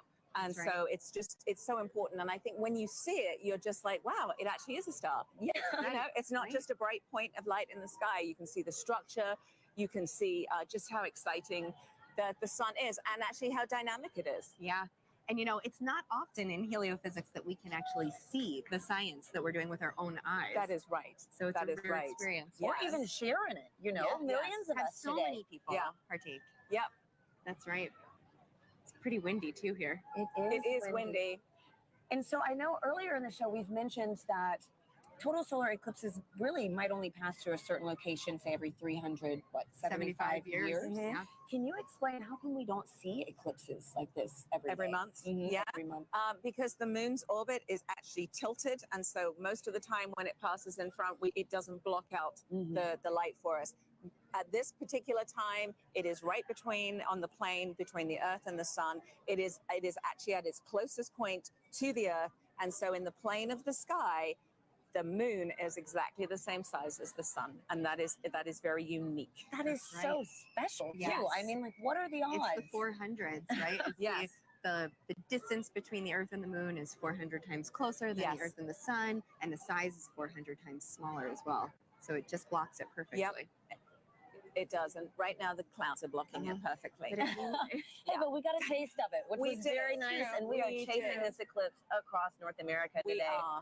So excited. Yeah, we are. I think it wants to come out again. I don't know. These clouds are thinning. Yeah, the clouds. You can hear the crowds cheering. Getting excited. We're hopeful. Yeah. Channeling all that good energy. Yeah. This crowd has been great all day. Oh, yes. All day. It's crazy to believe, too, that it was so dark and it's only like midday. Oh, yes. Yes. Yeah. Wow, and we're starting to get starting to get the light back. Yeah, starting to get the light back. Yep. So unfortunately, we did not see the diamond ring at the end of the eclipse because of the clouds, which is always a crowd pleaser. But we did see it actually right before totality. There was suddenly this beautiful bright one light, and then it all went dark. So we did actually see quite a few great features on the sun, and somebody actually was saying they could see a sunspot. Obviously through their glasses, but they could see a sunspot. So yeah. Can you clarify what the sunspots are for our viewers? Yes, absolutely. So if you were looking through your glasses, you might have seen a couple of dark spots on the sun. They are actually very intense places. There's very, very intense magnetic field there.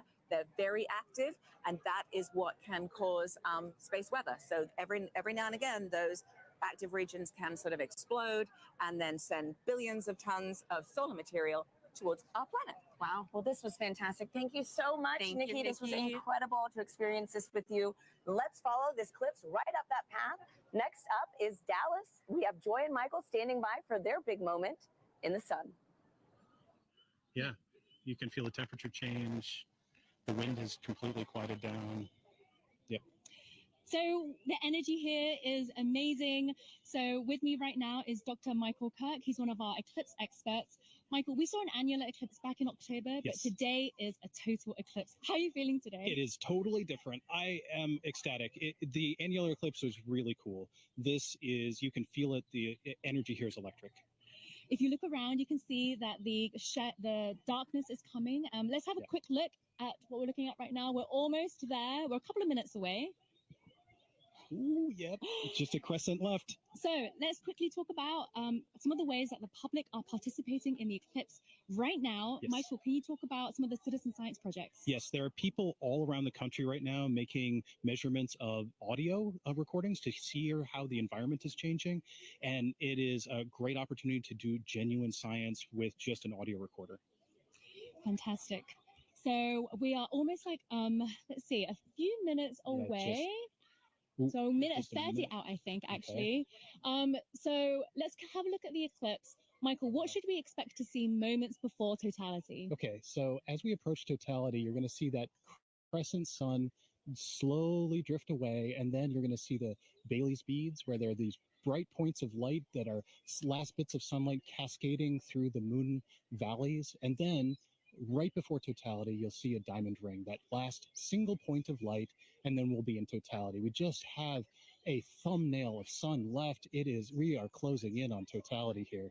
Wow, we see a slither of the sun left. Remember, you can only take your safety glasses off when the moon has completely covered the sun. And in Dallas, Texas, we are seconds away. Oh my goodness. I can feel my heart racing. You can hear the crowd getting excited. The birds are chirping, and they seem like they're going into their nighttime routines. Wow. So we are a few seconds away. You can hear the crowds cheering. Here we go. Oh my goodness. This is absolutely ecstatic. The darkness is coming over Dallas. Here we are. Just a few seconds 10 left. seconds. Woo! Oh, I'm so excited. Okay, we are 5 seconds away from totality. One little bit. It's totally dark here. Deep twilight around here. Wow. You can hear the crowds. Here's the last bit of lights, and we're in totality. Woo! Oh my God. Oh my God. That is absolutely breathtaking. Oh my God, Michael. How are you feeling right now? I am just awestruck. I mean, there's a few high clouds, but the beauty of the corona is clearly visible. You can see that spiky structure just poking out. It is heart-stoppingly beautiful. Oh my goodness, I have tears in my eyes. I was not expecting this. This is one of those experiences that you just never forget. I feel so special to be right here, right now, experiencing it, and knowing that people literally across the nation are doing the same thing it's truly amazing. Wow, let's take a moment to take it all in. This is absolutely breathtaking. Wow.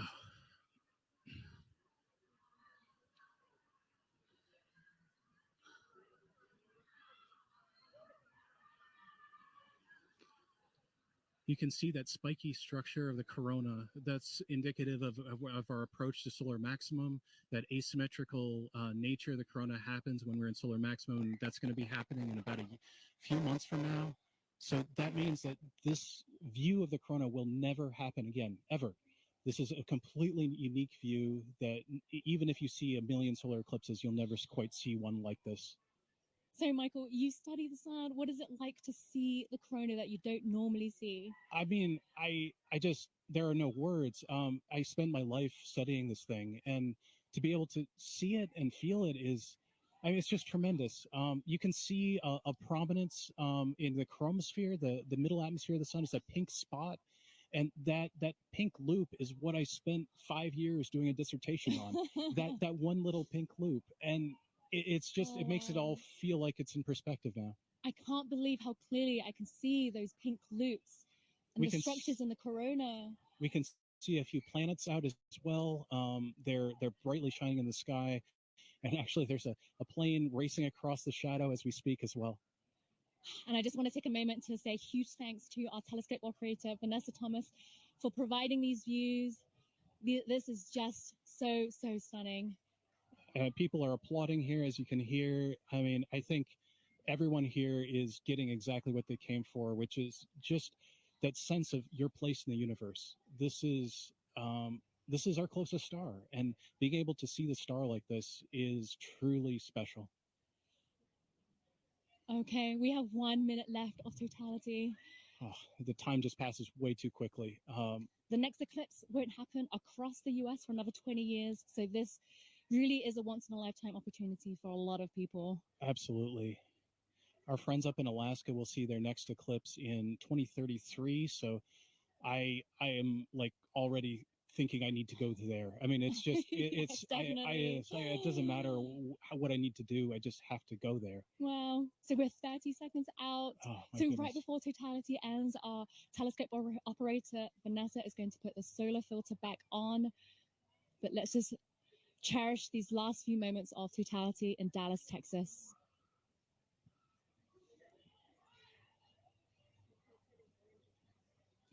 Michael, what will happen right before totality ends? So as totality's ending, we'll go through the process in reverse. You'll see maybe a diamond ring, a few Bailey speeds as the sun creeps out of totality.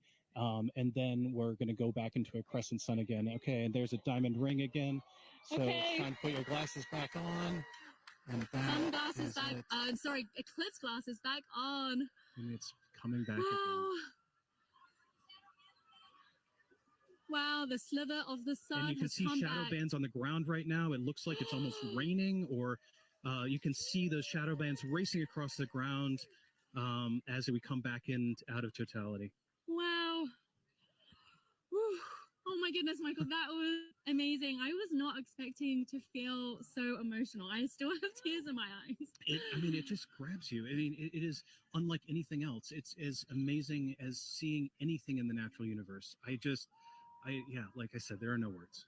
Michael, thank you so much for being with us in this very, very, very special moment. I feel honored to be here. We truly are in a special place in the entire universe right here.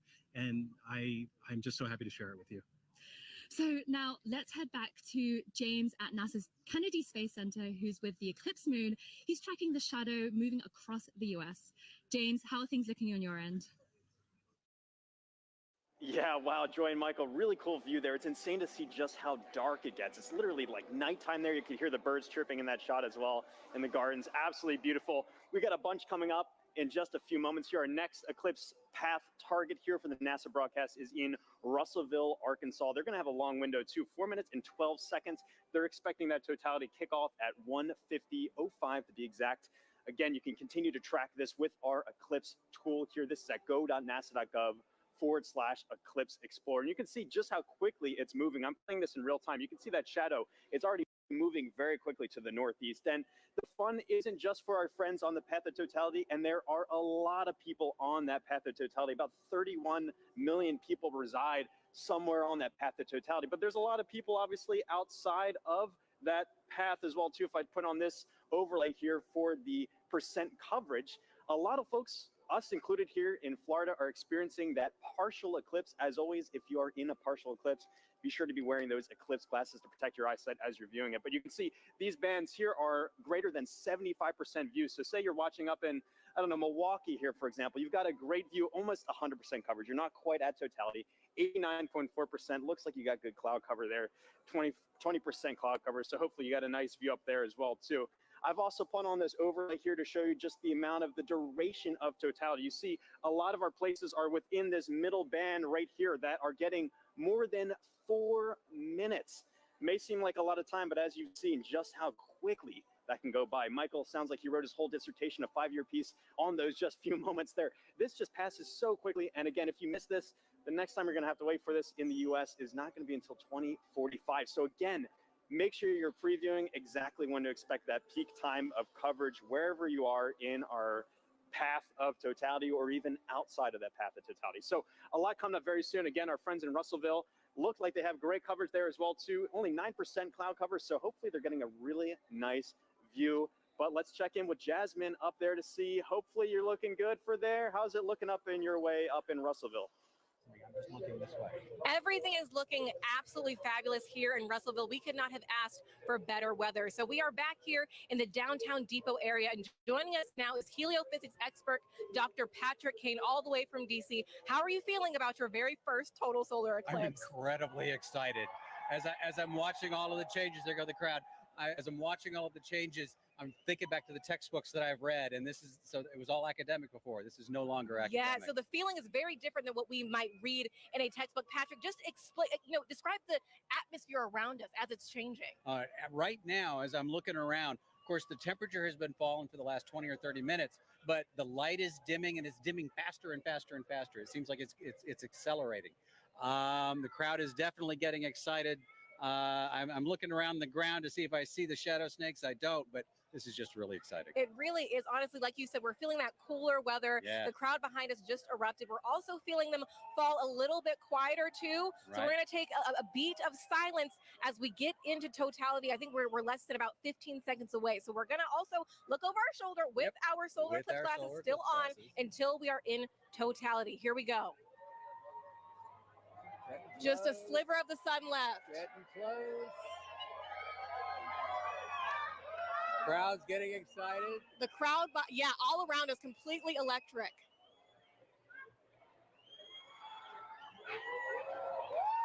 Going.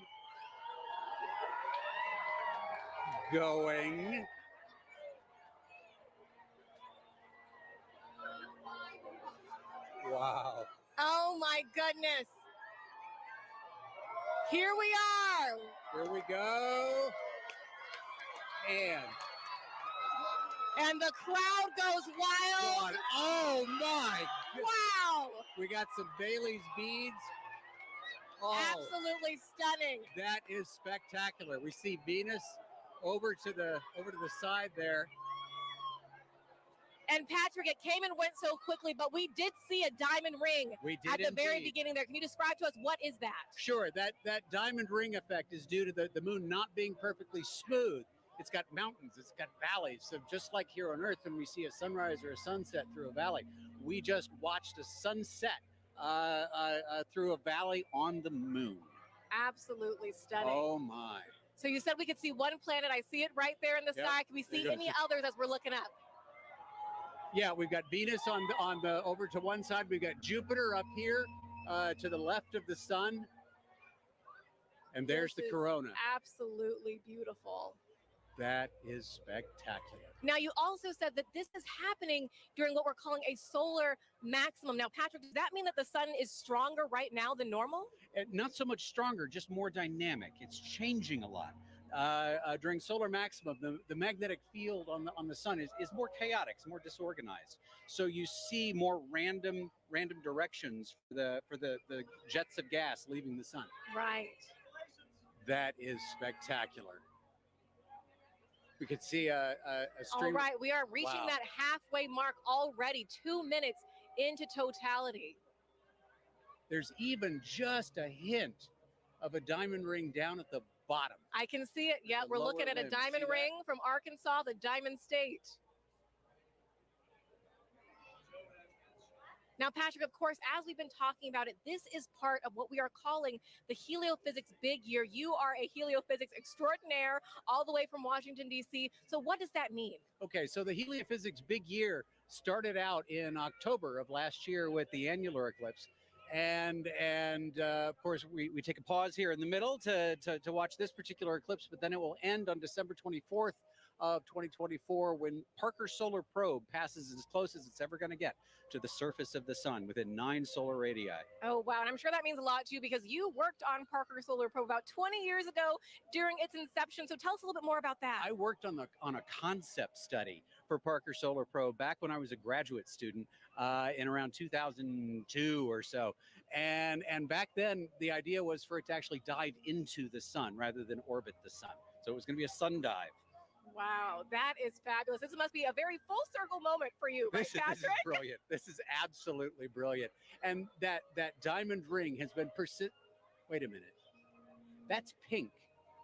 What we are actually seeing is down into the chromosphere now wow. of the sun. We're seeing a little bit deeper than the corona. I believe it's because of the pinkish color. We're looking down into the chromosphere, which is the next layer of the atmosphere of the sun down. Oh, wow. Wow. Oh my God. This is like nothing we have ever seen here in Arkansas and like nothing we will see for the next 2 decades, right, Patrick? That's right. It's going to be 21 years before we see it again here. 2045. All right. So as we are starting to exit totality, of course, we're going to be very careful with our eyes if needed. We're going to put those solar glasses back on, of course.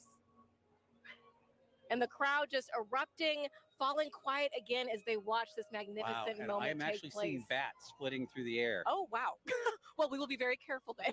Well, yeah. And why is that, Patrick? Again, those nocturnal animals are coming out, right? They As think it's far as they're nighttime. concerned, it's nighttime. It's time to feed. So they're coming out to feed on all the mosquitoes we've been swatting. Okay, got it. We'll be very careful for all those nocturnal critters around us right now. All right. We are getting closer. Get ready to put those All glasses right, all back right. on. We're putting those glasses back on. The crowd Oh, is, my oh, wow, God. a second diamond ring seen from right here in Beautiful. Arkansas, the Diamond State. Absolutely stunning. Outstanding. Beautiful.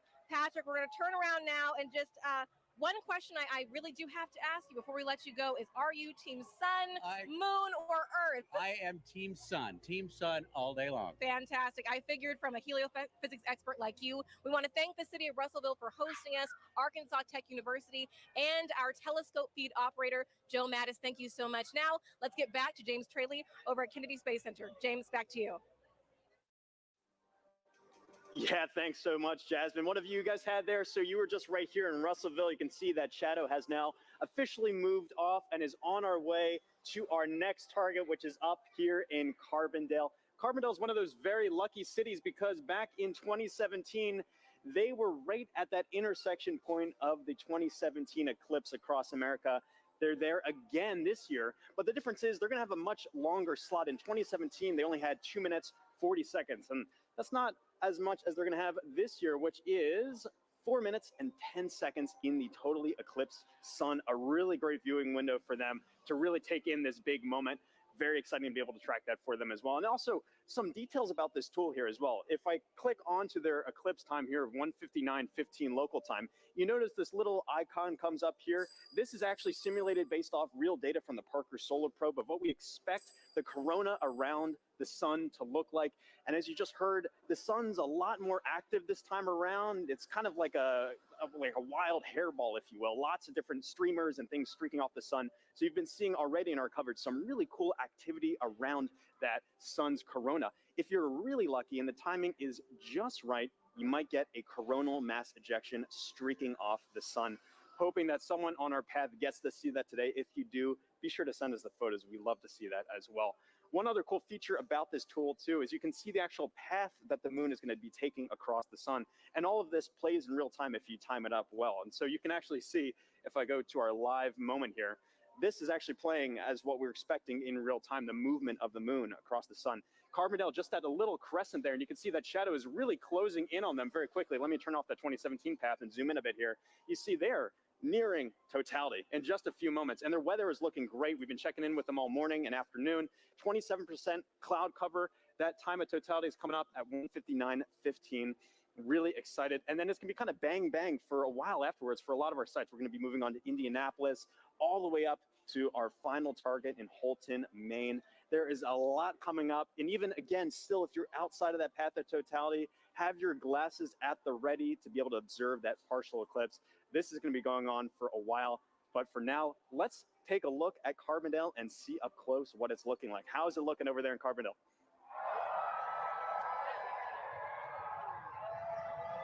Couple more minutes. Well, the crowds are going nuts here in Carbondale at SIU at Saluki Stadium. Bob Baer is with us, and Bob, it's amazing. I'm afraid to look up. I know it's not quite ready yet, but tell us, what do you expect here for the eclipse today? Good weather. It's good weather right now. We have high clouds, so totality is going to look just a little bit fuzzy to us, a little bit hazy, but we are moments away from seeing the diamond ring here. This is awesome. Oh, I thought we saw it. I think we got about 1 minute. Okay, 1 minute away. Now, today we're having longer totality. So are you feeling the temperature change? Because I'm already feeling the temperature drop.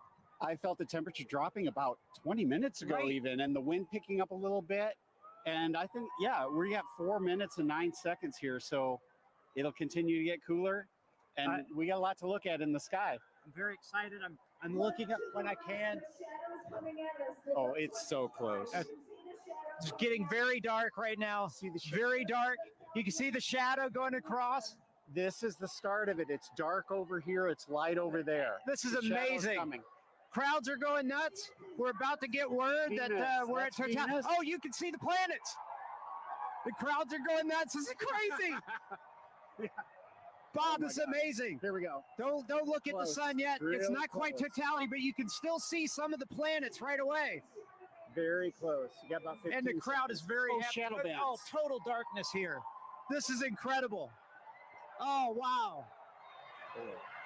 There it is. Diamond ring. Diamond ring. Wow, that's amazing.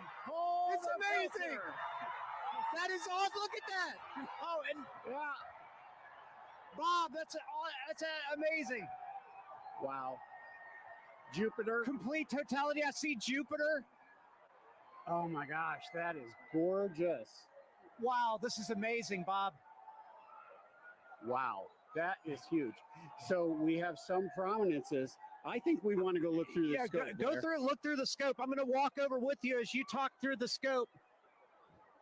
We are right here at one of the telescopes that we have positioned here. Bob is looking through with the naked eye, and so you got going to give us some feedback on that.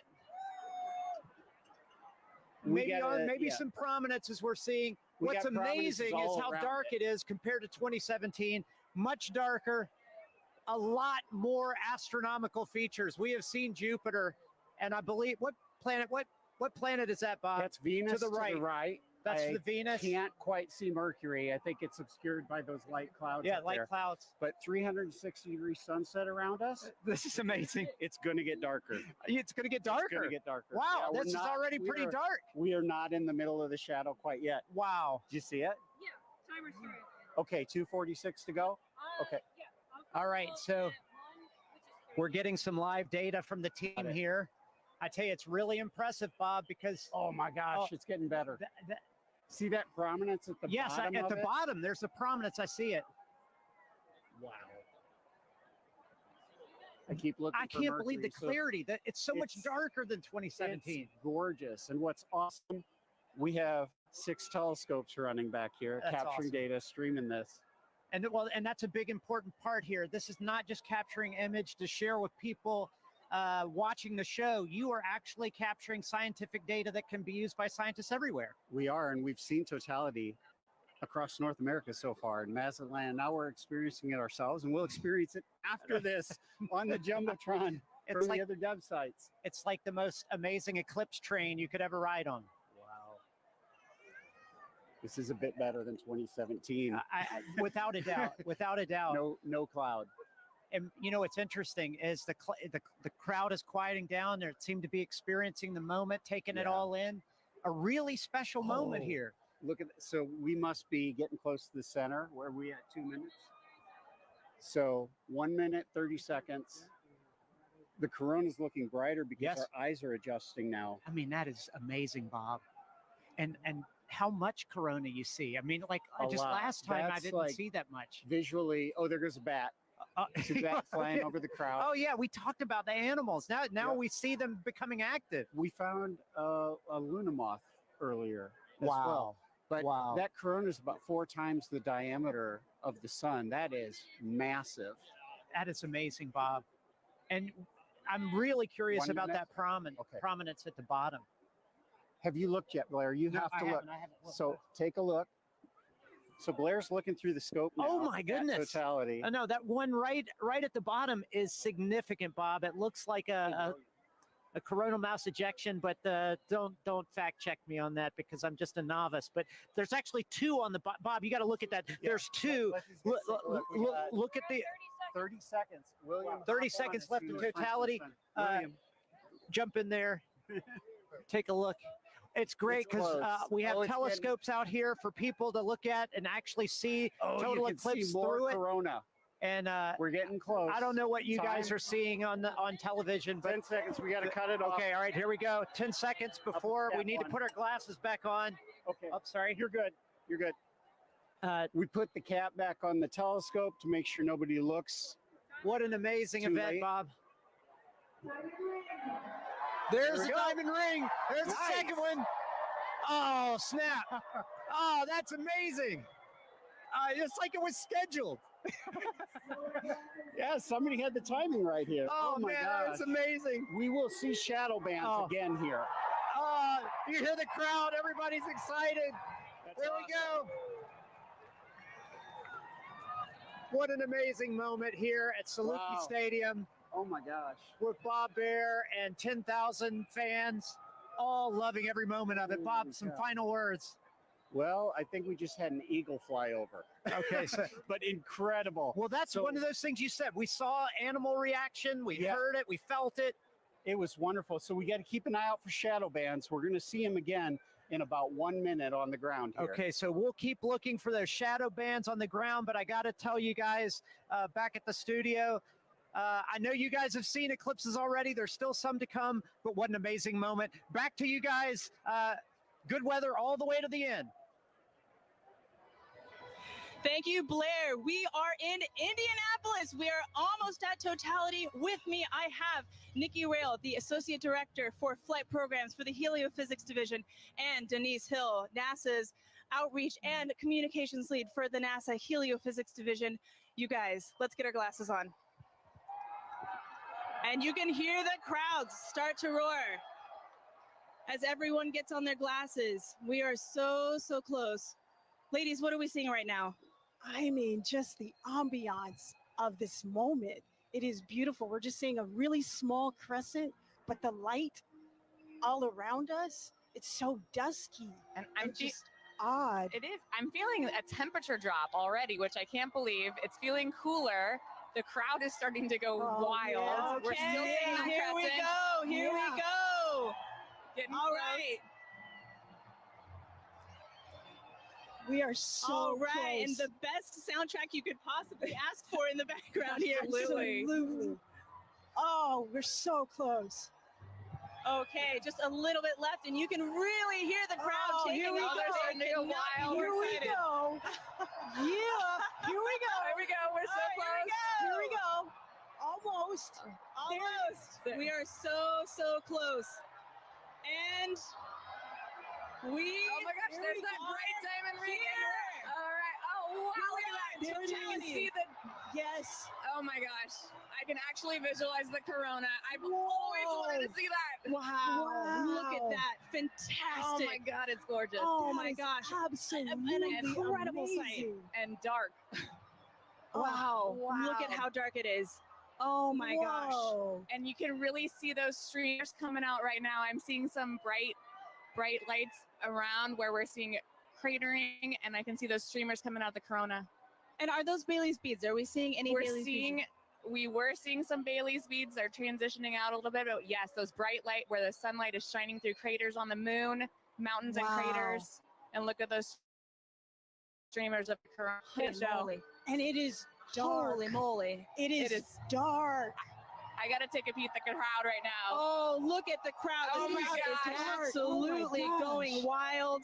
Everyone's got their phone out. It is now safe to look at the eclipse without your glasses. Wow. What an amazing sight. Folks, we've got 4 minutes here, a little under 4 minutes to enjoy this. Wow. And if you were in an open field right now, you'd be able to see a sunset, a 360-degree sunset all Yes. around us. Yes, And you I can see a little bit of You that can now. see the light around us a little bit. Yes. I have to say, this is my first total eclipse, Denise. This is my first total Incredible to see it. totality. Wow. This is a bucket list moment for me. This is incredible. Really a once in a lifetime, unless you're an eclipse chaser, which I'm considering it. I might I'm become one after considering this. it. Yeah.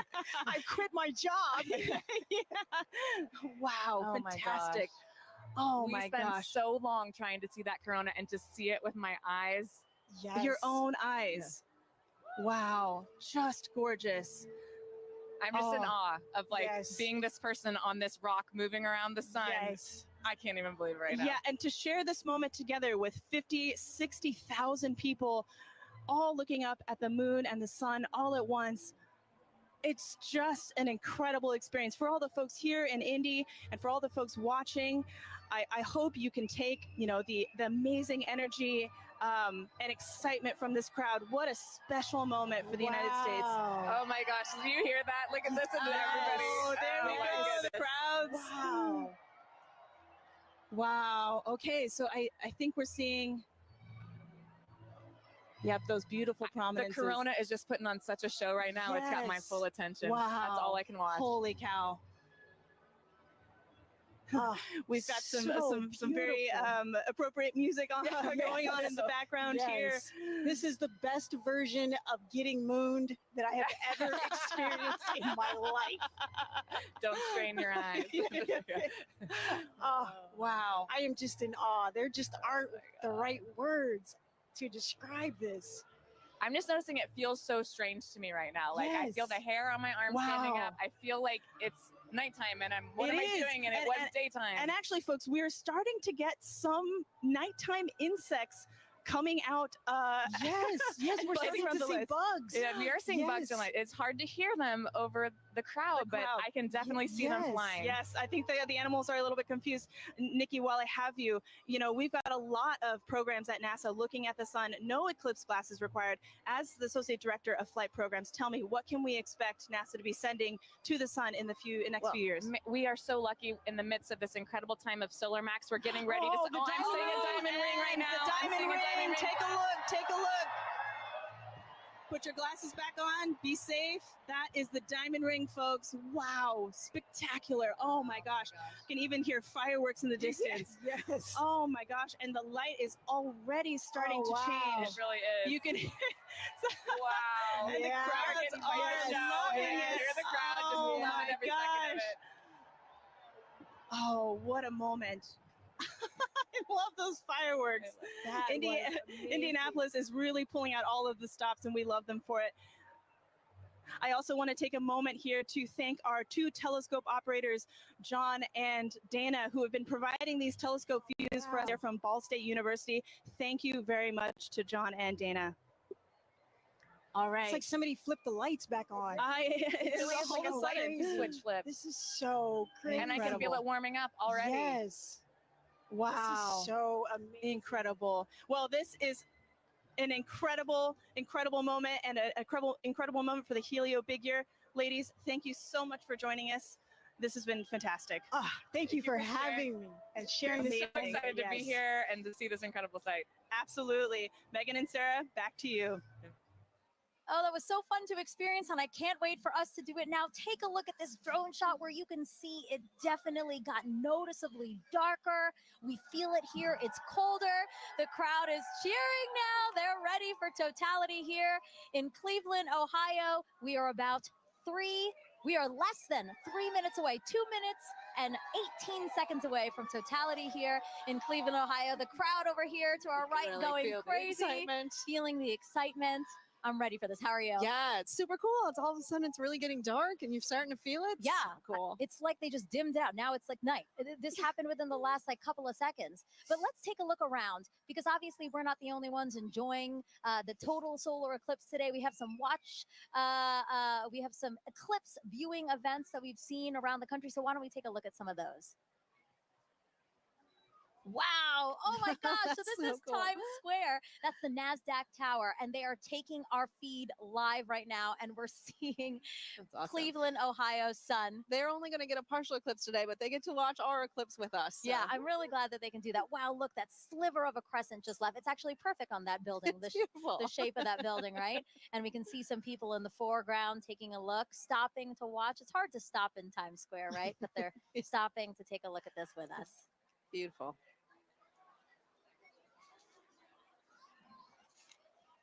Oh, awesome. So this is just next to us. This is Progressive Field here in Cleveland, Ohio. So the Guardians have their opening day today, and the first pitch is like after 5 o'clock. But as you can see, they've opened up the stadium and people are in there to enjoy. Big the crowd in eclipse. there to watch that. That's great. Yeah, you can. Oh my gosh, it just got darker here. Yes. Oh my gosh, that's so interesting.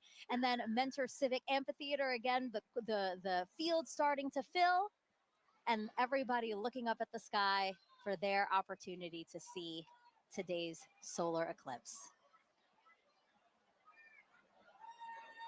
This is us back here in Cleveland. Everybody looking up at the sky. We have 30 seconds until totality here in Cleveland, Ohio. Oh my God, I have goosebumps everywhere. Everybody's starting to cheer. I might cry. I kind of feel like crying.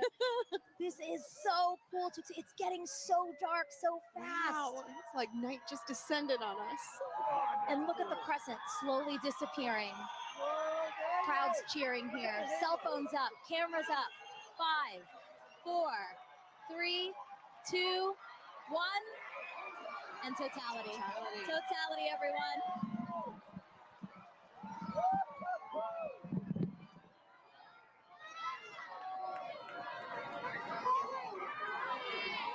Oh my God! Oh wow! Oh my God! I was so nervous. Wow. I know, I wasn't sure because we had some high clouds, but oh my goodness, you can see that corona extending out. Oh wow. Yeah, the clouds were really bothering me. Really scaring me. It get very cloudy here in the last hour and a half, but we have a great view here in Cleveland, Ohio. Yes. Wow, look at the corona. And hear the crowd. Wow, everybody's got their phones out. Oh my gosh. Wow. You know, I saw pictures of what the shape of the corona might look like from our NASA scientists, and it looks exactly like they predicted. Oh my gosh. Oh, and you can see Jupiter and Venus. Oh yeah, look at that. So Jupiter's to the upper left of the eclipse that we're watching, and just to the right of it is Venus. Yes. Oh, and I see some of those pink protuberances we've been talking about all day. Wow. Beautiful. And again, all around us you see light, but just at the top where we are. 360 sunsets. Exactly, Yeah. exactly. Yes, Indianapolis had described that as well. Woo! We have totality here for 3 minutes and 50 seconds. It is such a luxurious amount of time. I saw the 2017, I think we only had about 2 minutes. So. And why is that? Why does the length of totality differ? Oh yeah, well, because sometimes the moon is a little closer, a little further away. Its orbit's elliptical. And so when it's further away, it looks smaller in the sky, but when it's closer, it looks bigger. And so we get a little bit more extra time. Look at the prominence. You can see it on the bottom. On the bottom there. So pretty. Wow. It's like bright pink. That is insane that you can see it from there. From here. Yes. Just like the power of our sun. I'm truly in awe right now. And cold. I'm in awe and cold. It did drop. It is dropped noticeably 10 colder. degrees. It's like, yes. Yes. Looking around to the crowd. A lot of people videotaping it, trying to take photos. It's the lovely backdrop of the Cleveland skyline. Yeah, that's beautiful. We have the stadium right next to us. Oh my gosh. And again, thanking the Great Lakes Science Center and NASA for hosting this event here in downtown Cleveland, Ohio. It's great to like sort of join humanity to all come together at once and experience this together with such a great Oh, group look at of the screen folks. right now. Here's a shot of the skyline. Wow, the sky looks on fire. Beautiful. A lot of excitement still here in the crowd. Sarah's just taking it all in. Sarah, you're supposed to be commentating. You're supposed to be saying. It's so beautiful. So you can tell that we have some cloud cover, right? It's kind of hazy here, but still. It is, yeah, some high clouds. I was worried about it, but like we can still really see, have a pretty good view here. Wow. And again, this is so rare for people here in Cleveland to see a total solar eclipse. The last time was 1806. The next time, guys, 2444. That is incredible. I hope everybody took the time to come outside and witness this today. Oh my gosh. You can still see that prominence. Again, talk to us about what a prominence is. Yeah, so that pink color comes from the helium in the sort of outer atmosphere of the sun there. Oh, it's beautiful. And it gives off that pink glow. Yeah. Wow. Totality ending here. Wow, there's the diamond ring. Oh! Time to get your glasses back out. Time to put your glasses back on, everyone. That's your cue. Glasses back cue. on. We get that Wow. diamond ring. Wow. Beautiful. What an amazing experience. My first total solar eclipse. Yes. Let's see what they think about this in Niagara with Daryl Nail.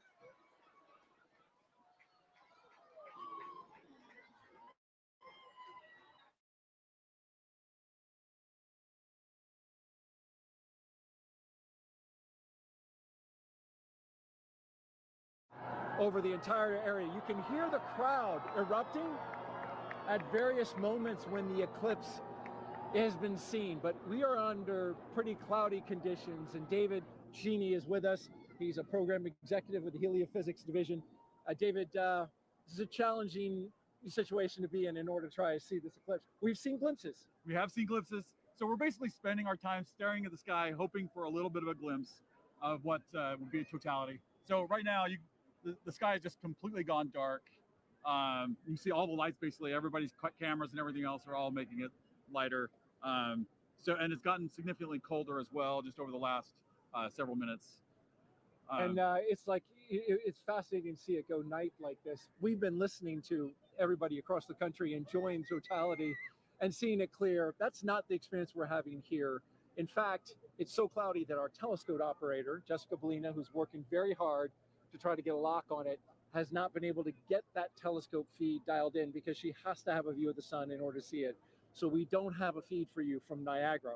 What we have is just every once in a while you'll hear part of the crowd, only part of the crowd will cheer because I guess they kind of have an angle through the clouds to see just a little bit. Yeah, and the clouds are really only cleared out enough occasionally to even need eclipse glasses. So for the most part, you have a thick enough layer of clouds that you can see the eclipse without them, and it's just fine. So a lot of us have been able to just take regular pictures with our cameras. Let's take a look and just kind of enjoy the moment of darkness that we're in now. People have come from all over the world to be now you can see some. It looks like it's a little bit lighter up there. Our spotlights are blinding these guys. Can we turn the spotlights down? So there, you got a little bit of eclipse stuff right there, with people watching.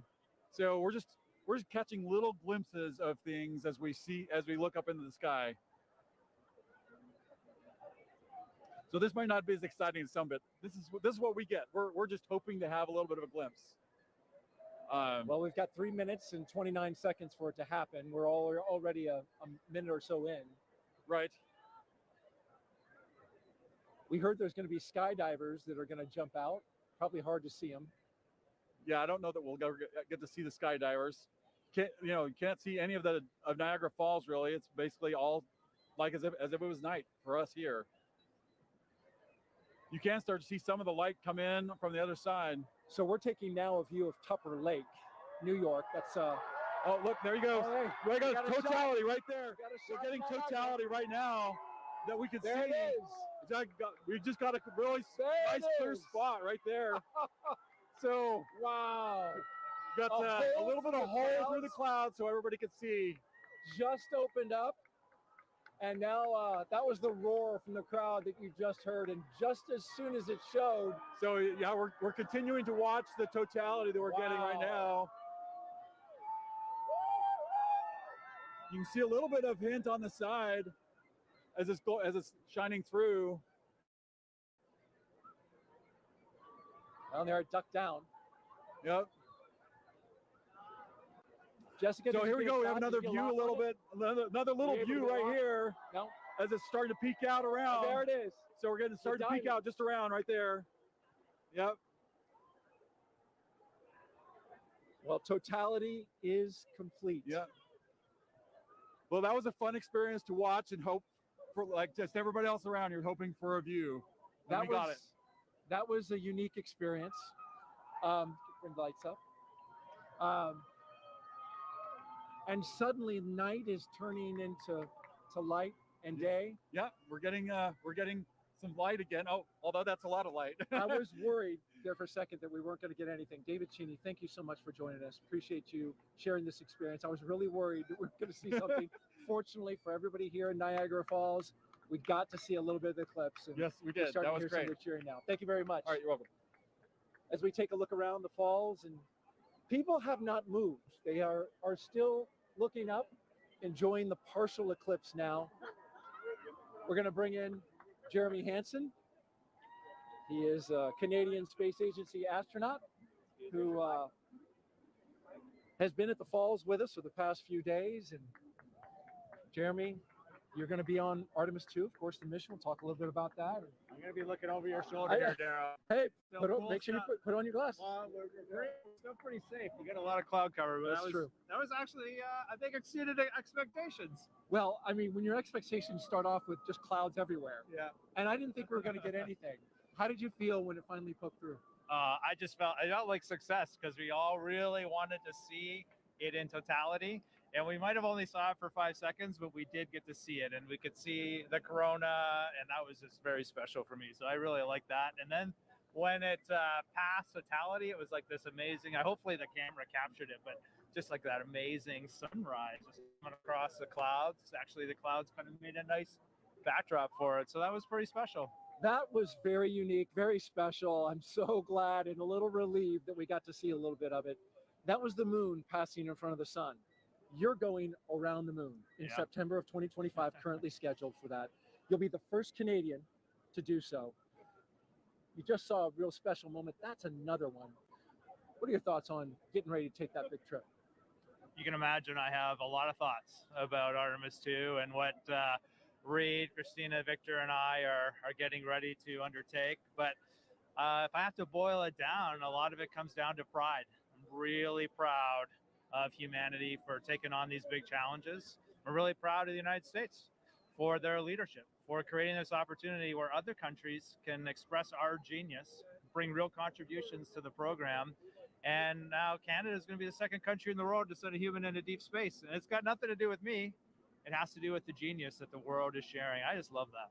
That's amazing. Want to mention real quick, we are in full totality up at Tupper Lake, New York, not far from here in northeastern New York. We're here in western New York where light is continuing to shine and get a little bit brighter. It really is special, and we really felt that in the 4 days that you were here interacting with the public. Yeah. Was that your sense? There's a lot of excitement around this celestial event that's happening and around space exploration in general, which I find really uplifting. I don't think space exploration solves all the problems or challenges of the world, but I do believe it is one of the pillars of those solutions. It doesn't matter what problem you're looking at, space plays a role. And I love it when I see our youth getting fired up about, asking me, how do I work at NASA? How do I work at the Canadian Space Agency? We're on the US side here, but I've had some Canadians come up to me. It's just something that brings us together. This, the spirit of humanity. Just like this experience we're having here, it's a very, it feels like community. We're all out here, just humans, just being humans and sharing something special. And sharing it together was really neat. That communal part that you talk about.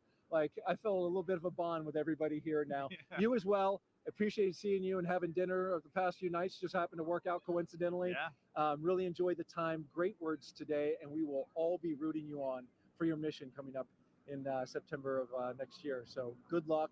Be safe. We'll be rooting you and your crew on. Thank you, Jeremy. Yeah, no, we'll take it. I appreciate that. I don't know if you saw it when you're on camera because you were busy, but the birds, they just went nuts in totality. Did you see that? No, I didn't see it. They're all up here. They came out of the woodwork. I mean, there's been birds all day, but it was sort of like birds filling the sky. I thought that was really neat to see. Anyway, thanks for having me today. It's a pleasure to be here. Thank you for fill that out in your citizen science journal. Make sure you put that in there because we're doing that.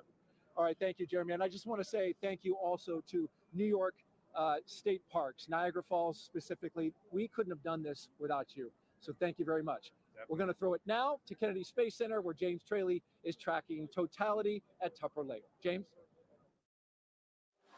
That's right, Daryl. Yeah, we are still in totality in Tupper Lake. We are nearing the end of our eclipse across North America. You can see our last target of the day, Holton, Maine, is all the way up here, almost off your screen.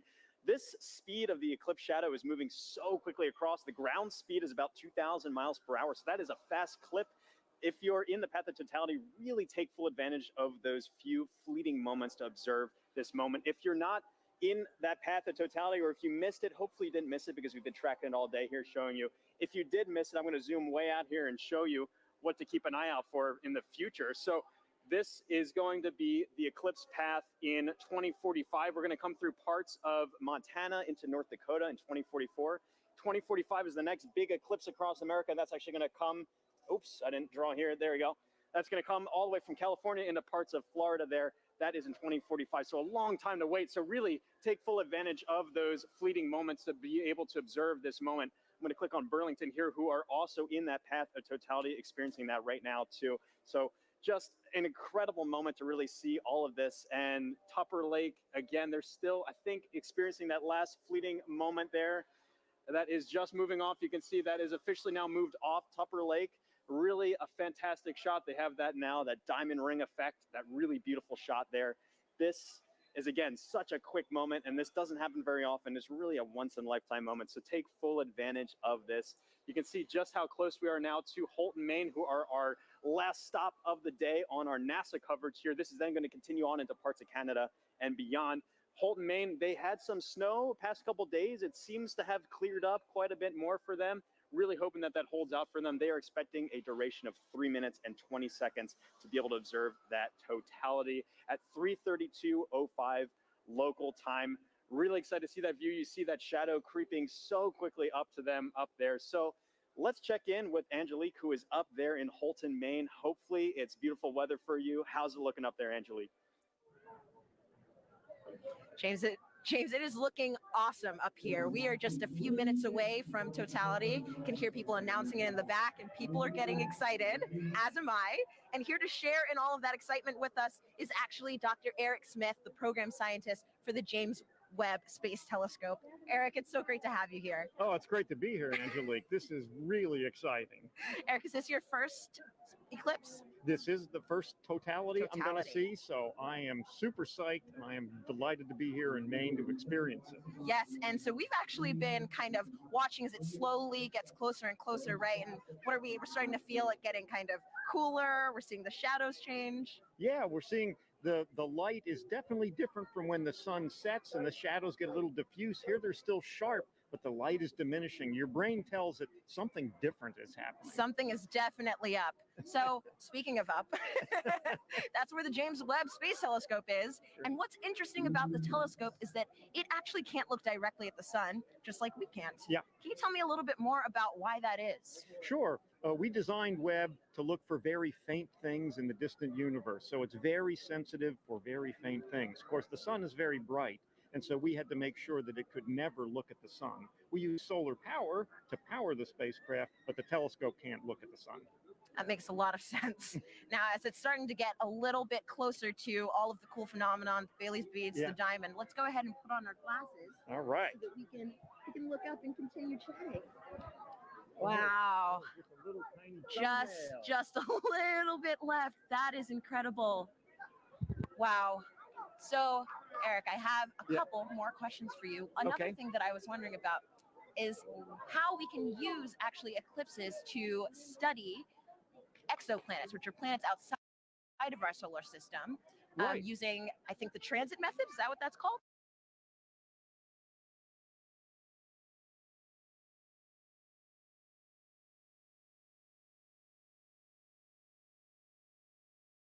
Yeah, right now during an eclipse, the moon. Sorry, you can hear everybody getting excited. We're getting very close to totality here. The moon is transiting in front of the sun, just the way planets that orbit around other stars transit in front of the star. So Webb can look at those exoplanets and use the transit just like we're staring up at the moon transiting the sun. Gotcha. And so a transit is, like you said, literally just when something crosses in front of something else. That's right. Transit. Yeah. Okay. Very cool. So throughout the broadcast, we've actually been able to see the eclipse through different telescope feeds. Can you tell me a little bit about what the difference is between, actually, we're going to go ahead. Oh, here we go. We're getting really close. Oh my gosh, it looks like just a few more seconds until we are in complete totality. Oh my gosh. 5, 4, 3, 2, 1. You can hear everybody cheering. This is incredible. So let's go ahead and take off our glasses. We are in totality now. Oh, you can see the coronal spikes. Amazing. That is beautiful. Incredible. You can see a planet in the sky that you couldn't see before. Oh, wow. And I think, is that one of the, oh gosh, there's a drone up there in the sky too. Oh my goodness. Oh, wow. It's incredible. The rays that you can kind of just see coming off of the corona. Yes. Yeah. Stunningly beautiful. Yeah, that's got to be one of the most amazing things I've ever seen. And you can see the gradation in the sky color down to the horizon. Oh too. my goodness. Yeah. I am seeing a bit of that 360-degree sunset. Yes, yeah. That is really cool. It's amazing. Even though we're in the total shadow here, there's still the corona is still pretty bright. It's incredibly bright. You could read by the light of the corona. I think I would have some trouble reading, but I probably could. I could technically read something. So Eric. Oh, and actually, we have the International Space Station flying over right now. So they are actually seeing not one, but 2 views of the eclipse. They're able to see not just the moon passing in front of the sun, but they're also able to see the shadow of the moon passing over Earth, which is absolutely incredible. I mean, I can hardly imagine a view being better than the one we have right now. But if there is one, it's probably on the space station. It's from the space station for sure. Wow. So yes, they're able to take some pictures of that. And that is just incredible. Just incredible. one of the things they told people to do if you're far away was to hear how nature changed. And it was interesting here. We're, of course, surrounded by a lot of people just to hear their reaction when we went into totality. It's true. The humans in nature have not gotten quieter, but louder, I would say. But I mean, you can definitely hear the loudness has a different kind of character to it. There's almost like a, I mean, I don't know if wonder has a sound, but I think this might be it. Yeah. Hushed awe. Yes, hushed awe. That's wonderful. And I can see just one little red, I guess, like protrusion coming down little there. red spots almost. I noticed those too. That's cool. Now there are two. Yeah. Wow. That is just so cool. Yeah, I like the 360 sunset. It's a little hard to see behind us, but it's. Oh, we've got at least one or two drones. Yeah, some our robot overlords. Of course. And so, Eric, I know that, I mean, clearly with the drones, people are starting to get involved in the Eclipse. And I know that there are lots of ways that people can actually get involved. One of those ways is with citizen science. Right. Do you mind talking about some of those opportunities, how people can actually... Sure. We had citizen science programs where people could use their cell phones to take pictures during the eclipse. And we're getting ready to come out of totality. And here we go. Oh, there it is. Oh, it's peeking out. Oh. Everybody is cheering. We have just made it to the end of totality. We're starting to see the sun just peeking back out again. Now just look at the ground, how much brighter it's gotten. It is already so much brighter. That is so wild. That was probably one of the most amazing, but also fastest 3 minutes of my life. Yeah. I wish I could do it all again. Yeah. All right. Well, that was incredible. Incredible to get to experience that here in Holton. Thanks so much to the city of Holton. And also thank you so much, Dr. Smith, for coming out and hanging out with us and experience this wonderful event. Oh, it was my pleasure. And congratulations to the city of Holton here for doing such an amazing job covering the eclipse. It was amazing. I mean, well orchestrated. Above and beyond. And I want to say, of course, a special thank you to photographer Dave Bowman, who has been giving us these incredible images from the telescope feed. And we're going to enjoy as the rest of the eclipse kind of ends here, going back in the direction that it came. And with that, we're going to send it back over to you, Megan.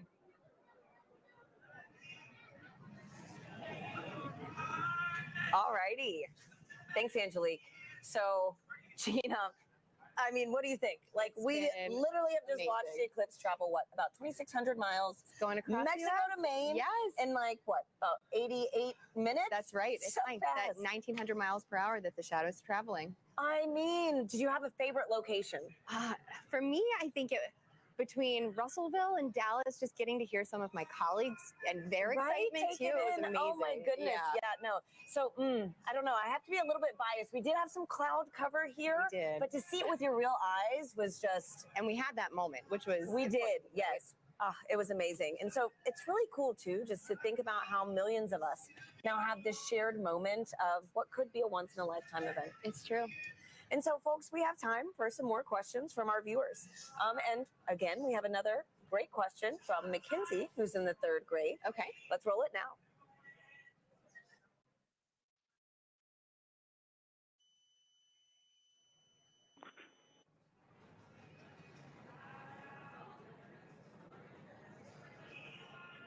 Hi, my name is Mackenzie.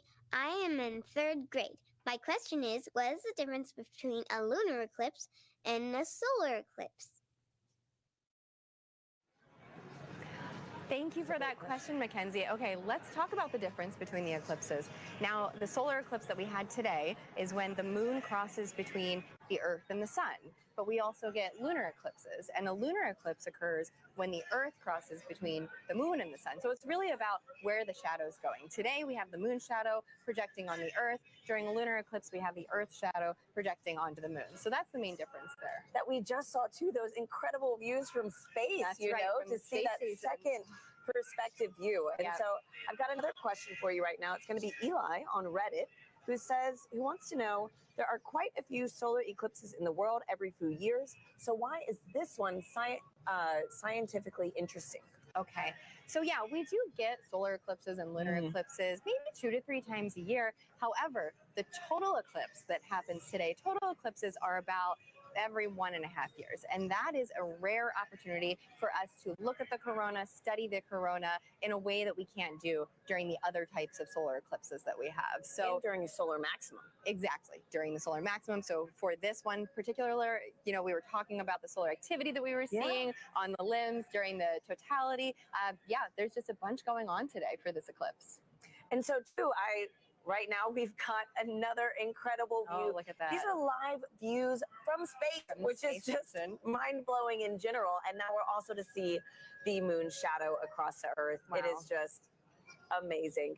So, you know, Gina, too, thinking about how many people across North America today witnessed this one moment, it's a good reminder that humanity has been experiencing these eclipses for centuries. And, you know, there are different meanings for these events in different cultures. Let's check in with Joy in Dallas to learn more about indigenous astronomy. Joy. Hi, and welcome back to Dallas, Texas. I'm with Dr. David Begay. He's an indigenous astronomer and also a member of the Navajo Nation. David, thank you so much for joining us. So when people think about science, they might be thinking of Western science. So David, how does that relate to indigenous science? And what did the total eclipse mean to the Navajo people? I think the knowledge on the eclipse goes way back from time immemorial, I'm told by my elders. And they knew that when you look at the sun directly, you can damage your eyes permanently. And so they knew that about the danger of looking at the eclipse with the naked eye. So people were encouraged to go inside to ensure that people weren't looking up, especially the kids. So it goes way back.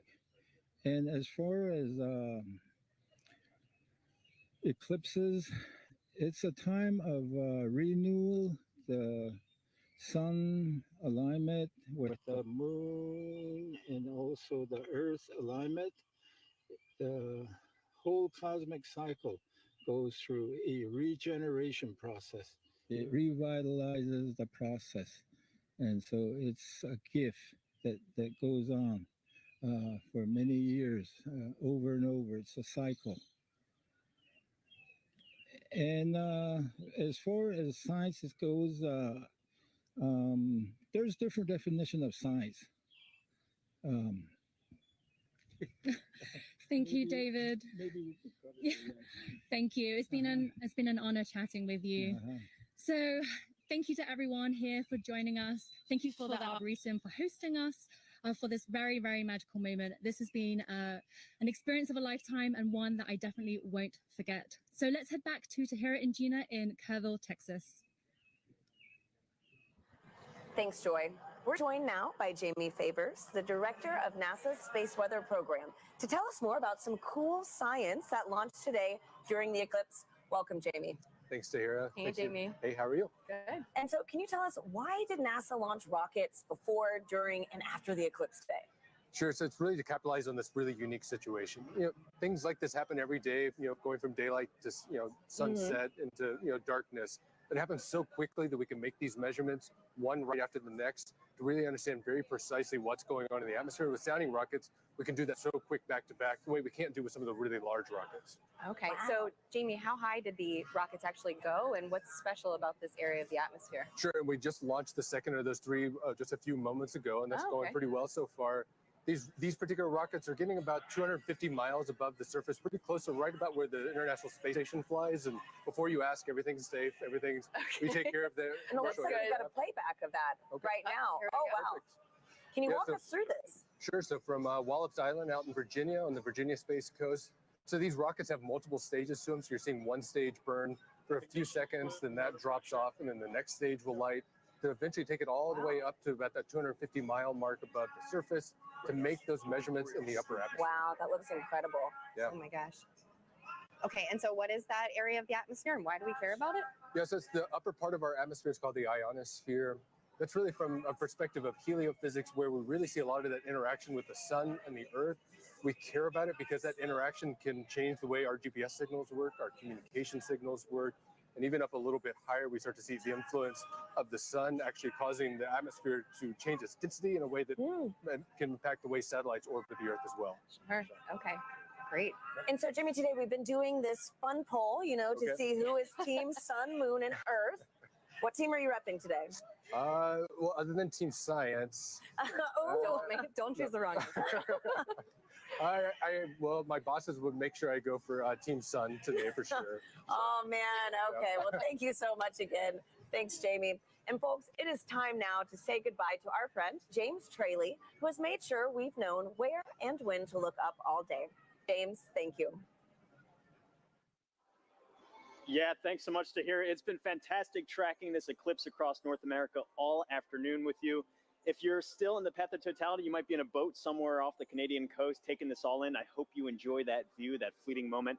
We've made a big journey across. I can zoom out here on our eclipse board. You can see we started all the way down here in Mazatlan, Mexico. We've trekked all the way across and are now, like I said, breezing past Canada now into the Atlantic Ocean. It's been fantastic to track this. And if I turn on the shadow of our penumbra, you can see this highlighted area. Anywhere in there is still experiencing a partial eclipse. So if you're in that partial eclipse area, be sure to have your eclipse glasses at the ready so you can take in that fleeting moment. We just went outside a few moments ago here at Kennedy Space Center to take it in. It's fantastic, beautiful view. It's really cool to see. You got like a little chunk out of the sun there for us here, only about 50% coverage, but still fantastic to see.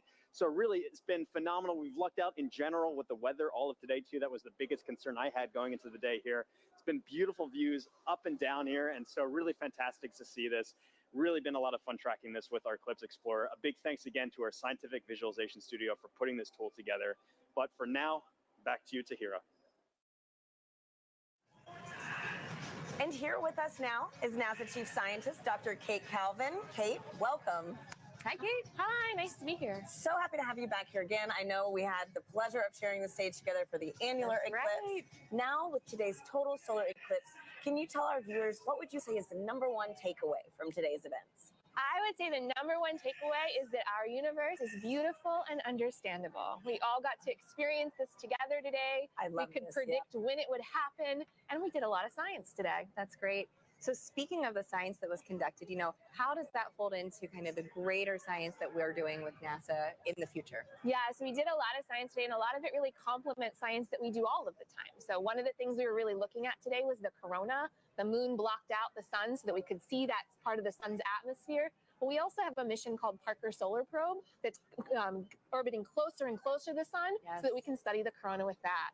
We were also looking a lot at how the eclipse affected Earth. So we had a citizen science project that looked at how the eclipse changed temperatures and clouds.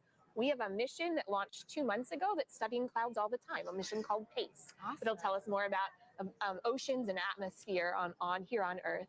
And one of the other things we do is we develop instruments called a coronagraph. So the moon blocked out the sun today so that we could see that corona, but we can make an instrument that does that. And so we have an upcoming mission called Nancy Grace Roman that's going to block out the light of other stars so we can see what's flying in here around them. Amazing. So much going on for the sun at NASA, honestly. Right. And I understand that the Heliophysics division has a big sun celebration going on right now, the Heliophysics Big Year. Kate, could you tell us how we could get involved in this and really just celebrate our star? Yeah, this total solar eclipse was just one event in a series of this Heliophysics Big Year, working towards Parker Solar Probe's closest approach to the sun. And we have a lot of activities where you can engage in our science and learn more about the sun. And if you want to know more, you can find us on social media at NASA Sun. Fantastic. Wonderful. Thank you so much, Kate, for being here with us. It was really special to share this moment with you. Thanks, Kate. It's nice to be here. And Gina, this has been an honor. I mean, my goodness, has to have the annular eclipse with you, then to share this total solar eclipse with you. I know. Thank you so much. And do you have any final thoughts? This was amazing. Annular was great, but to hear the energy here. The total was so just great a whole to be with nother level. both of you, Yeah. Once again, thank you for having me. Absolutely. And a big thank you to the city of Kerrville, Texas, the Parks and Rec team, and all the people that made today's incredible event possible. I also want to thank our telescope operator, Catherine Troach, for those great views of totality here in Kerrville. Folks, that is a wrap from Kerrville, Texas. Back to you in Cleveland. Thank you to Hira and Gina, and also Kate Calvin. And now check out who we have here at the host desk, the Pastronaut himself, Josh Dobbs, who just signed on as quarterback for the 49ers. How do you feel about that? I feel good. I feel good. It's exciting times. Obviously, I spent a couple years here in Cleveland. Got a chance to have some fun over at NASA Glenn during my time here. So it's cool to be back and taking the Eclipse Fest here in Cleveland. But looking forward to the future in San Francisco. I know NASA's doing some great work out there on the West Coast, so we'll be able to stay tuned to that as well. Yeah, so for people who don't know, the Pastronaut nickname comes from some incredible plays you had last year, and also you have a background here with us at NASA with some externships, but also you're an aerospace engineer. So how did it feel being back here specifically in Cleveland to watch the total solar eclipse? It felt really good. When this event was put on my radar about a year ago in last off season, they're like, hey, like the eclipse is coming straight through Cleveland. We'd love to have you here. It's going to be a once in a lifetime event to be able to experience it, especially right here on the beautiful Great Lakes, and obviously have some great weather today. So I marked on my calendar a year ago, and to make it back here and take it in, and get a chance to hang out with the city I spent 2 years in, it's been great. I think like the biggest thing that I've enjoyed is just seeing the interest from the city of Cleveland and how many people traveled here to take in the event today, and to be able to then also go learn about the future of NASA and the future of space exploration as well at the same time. It's a once in a lifetime opportunity to take it in, and it's been an honor to be here. So, Josh, NASA is really committed to inspiring the next generation through discovery. Do you think maybe we created a few new future scientists and engineers here today? I think so. There's a wealth of youth walking around here and taking in not only obviously the blow-ups and the displays outside, but also the Great Lakes Science Center inside, and just seeing the history of the space program. I think that gives them perspective. And so that's just like NASA, that's been my approach. I think the youth obviously is the next generation. They're going to have a tremendous impact on the world, and being able to inspire the youth out here and the youth across the country that if you have interest in STEM and also are really good at sports, you don't have to split your eggs in you don't have to split up your eggs, right? Like you can go out, put all your eggs in both baskets and work hard to achieve those goals and dreams. Now, Josh, we have time for one other question. It's the most important question we're going to ask you. Okay. Who was the star today? Was it the sun, the moon, or the earth? Say the right thing, Josh. Say the right thing. Drum roll. The star of the day was the moon. I gotta go with it. I gotta go with the moon. I agree. I do. All right. Well, I appreciate your honesty. Right. I appreciate your honesty, and I really appreciate you being here. Thank you so much, Josh, and it was great to have you here with us. Thank you guys for having me. All right. So we talked about this controversial but friendly competition. So actually, we asked you guys to vote. We have the results of that poll right now. Let us bring it up. Wow! All right. Congrats, Sarah. Congrats. Thank you. Team Earth, 26%. Team Sun, 26% as well. But Team Moon, 48%. Congrats, Team Moon. Go today. Team Moon. All right. Again, thank you to everyone who participated. We were the real winners of today, though, those who got a show. But we're going to send it back over to Indianapolis for another really important interview. Thanks, Megan. We are back here in Indianapolis. It has been an incredible day, and it is not over yet. With me, I have Jake Bleacher, the Chief Exploration Scientist for NASA. Jake, welcome. I could not be happier to be How was that eclipse for you, really quickly? That was amazing. It's getting warm again. I still have my fleece on from when we were in totality. That was incredible. Well, today has been all about the eclipse, all about the sun's light. And I want to pivot a little bit here because you're getting astronauts ready to go back to the moon, live and work there for the first time in 50 years. How the sunlight shines on the moon also very crucial to what we're trying to do there? Yeah, well, just like this eclipse, it's the celestial dance between the sun, the earth, and the moon.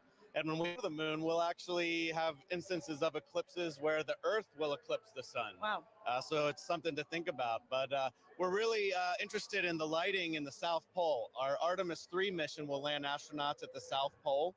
And there, because the moon has almost no axial tilt, the sun is always right along the horizon. Wow. And so high peaks have sunlight more than normal amounts of time, and low depressions have almost no sunlight or never see the sun. And so we think there might actually be water trapped there. Incredible. So one thing that we've talked a little bit about on the broadcast is space weather. And space weather is really important to understand, especially when it comes to the safety of our astronauts. Can you describe how the instruments Ursa and Hermes are actually helping keep our astronauts safe? Yeah, Ursa and Hermes are payloads, science instruments that we'll have on our Gateway. Gateway is going to be a station, a research station that orbits the moon and astronauts can stop there on their way to the surface of the moon.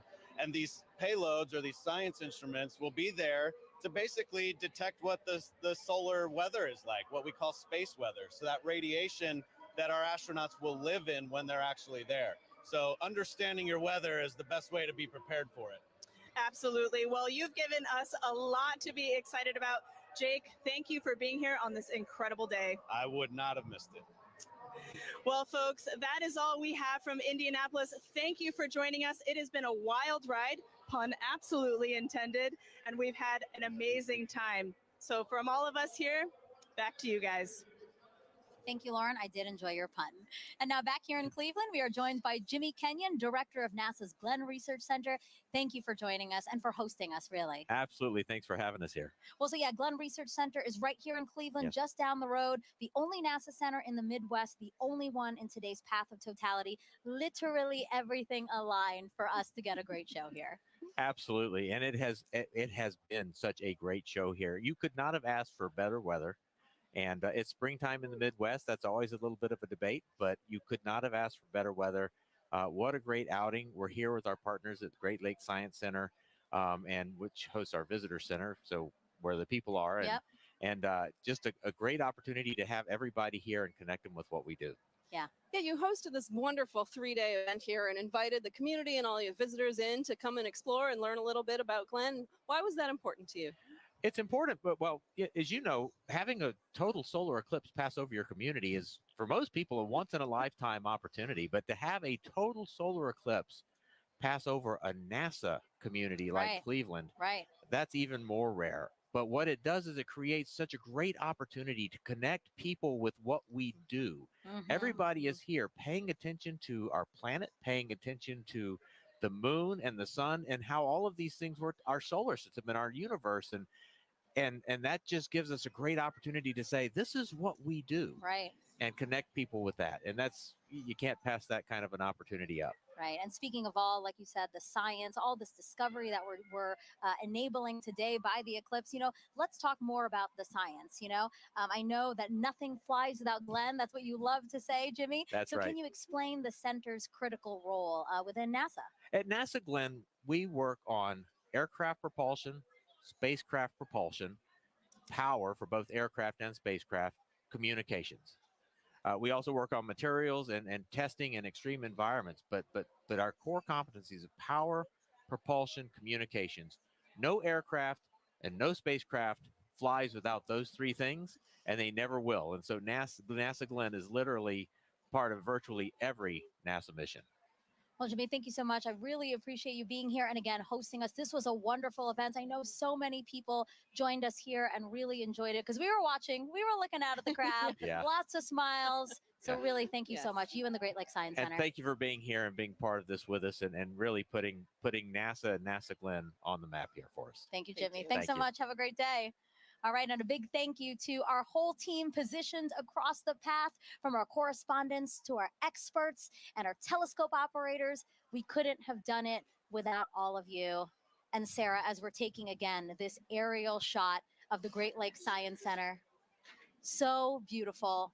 Such a wonderful way to experience my first total solar eclipse. And I hope you had a good time too, because I know this isn't your first total solar eclipse. No, this is my second, but it was really great and special to be able to experience it with you and all the folks here. Yeah, we did notice that people right after, though, people were like, "Whoa!" They were trying to get out. There's a lot of really fun events happening in Cleveland, so there's a lot of people in downtown. So I hope that they took some time to look up today and really enjoy what they saw. Yeah, and not only all of the great views that we had, but we also really did some cool science today too. Yeah, really, really cool science. And actually, yeah, let's talk about that. NASA's heliophysics big year isn't over yet. We had the annular eclipse, then we had the solar eclipse, and now talk to us about what's happening in December. Yeah, coming up on Christmas Eve, in fact, Parker Solar Probe will make its closest approach to the sun, 3.9 million miles, which still seems like a long way to me, but apparently that's actually pretty close.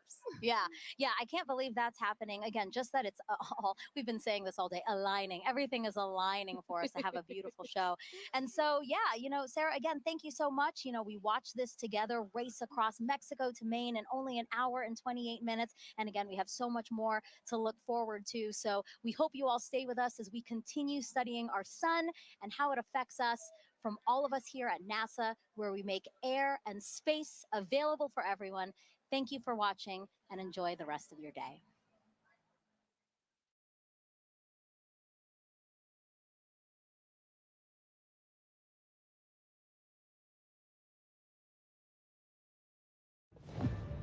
We are one of 100 billion stars in a vast galaxy, but for all of human culture on Earth, one sun that nourishes us all. That is what stirs humankind. That's what unites us.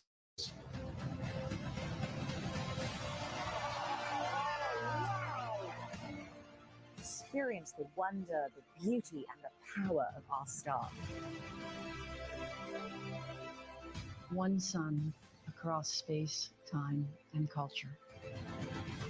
Let us continue the quest to unfold this universe. And let us continue to find unity in our discovery.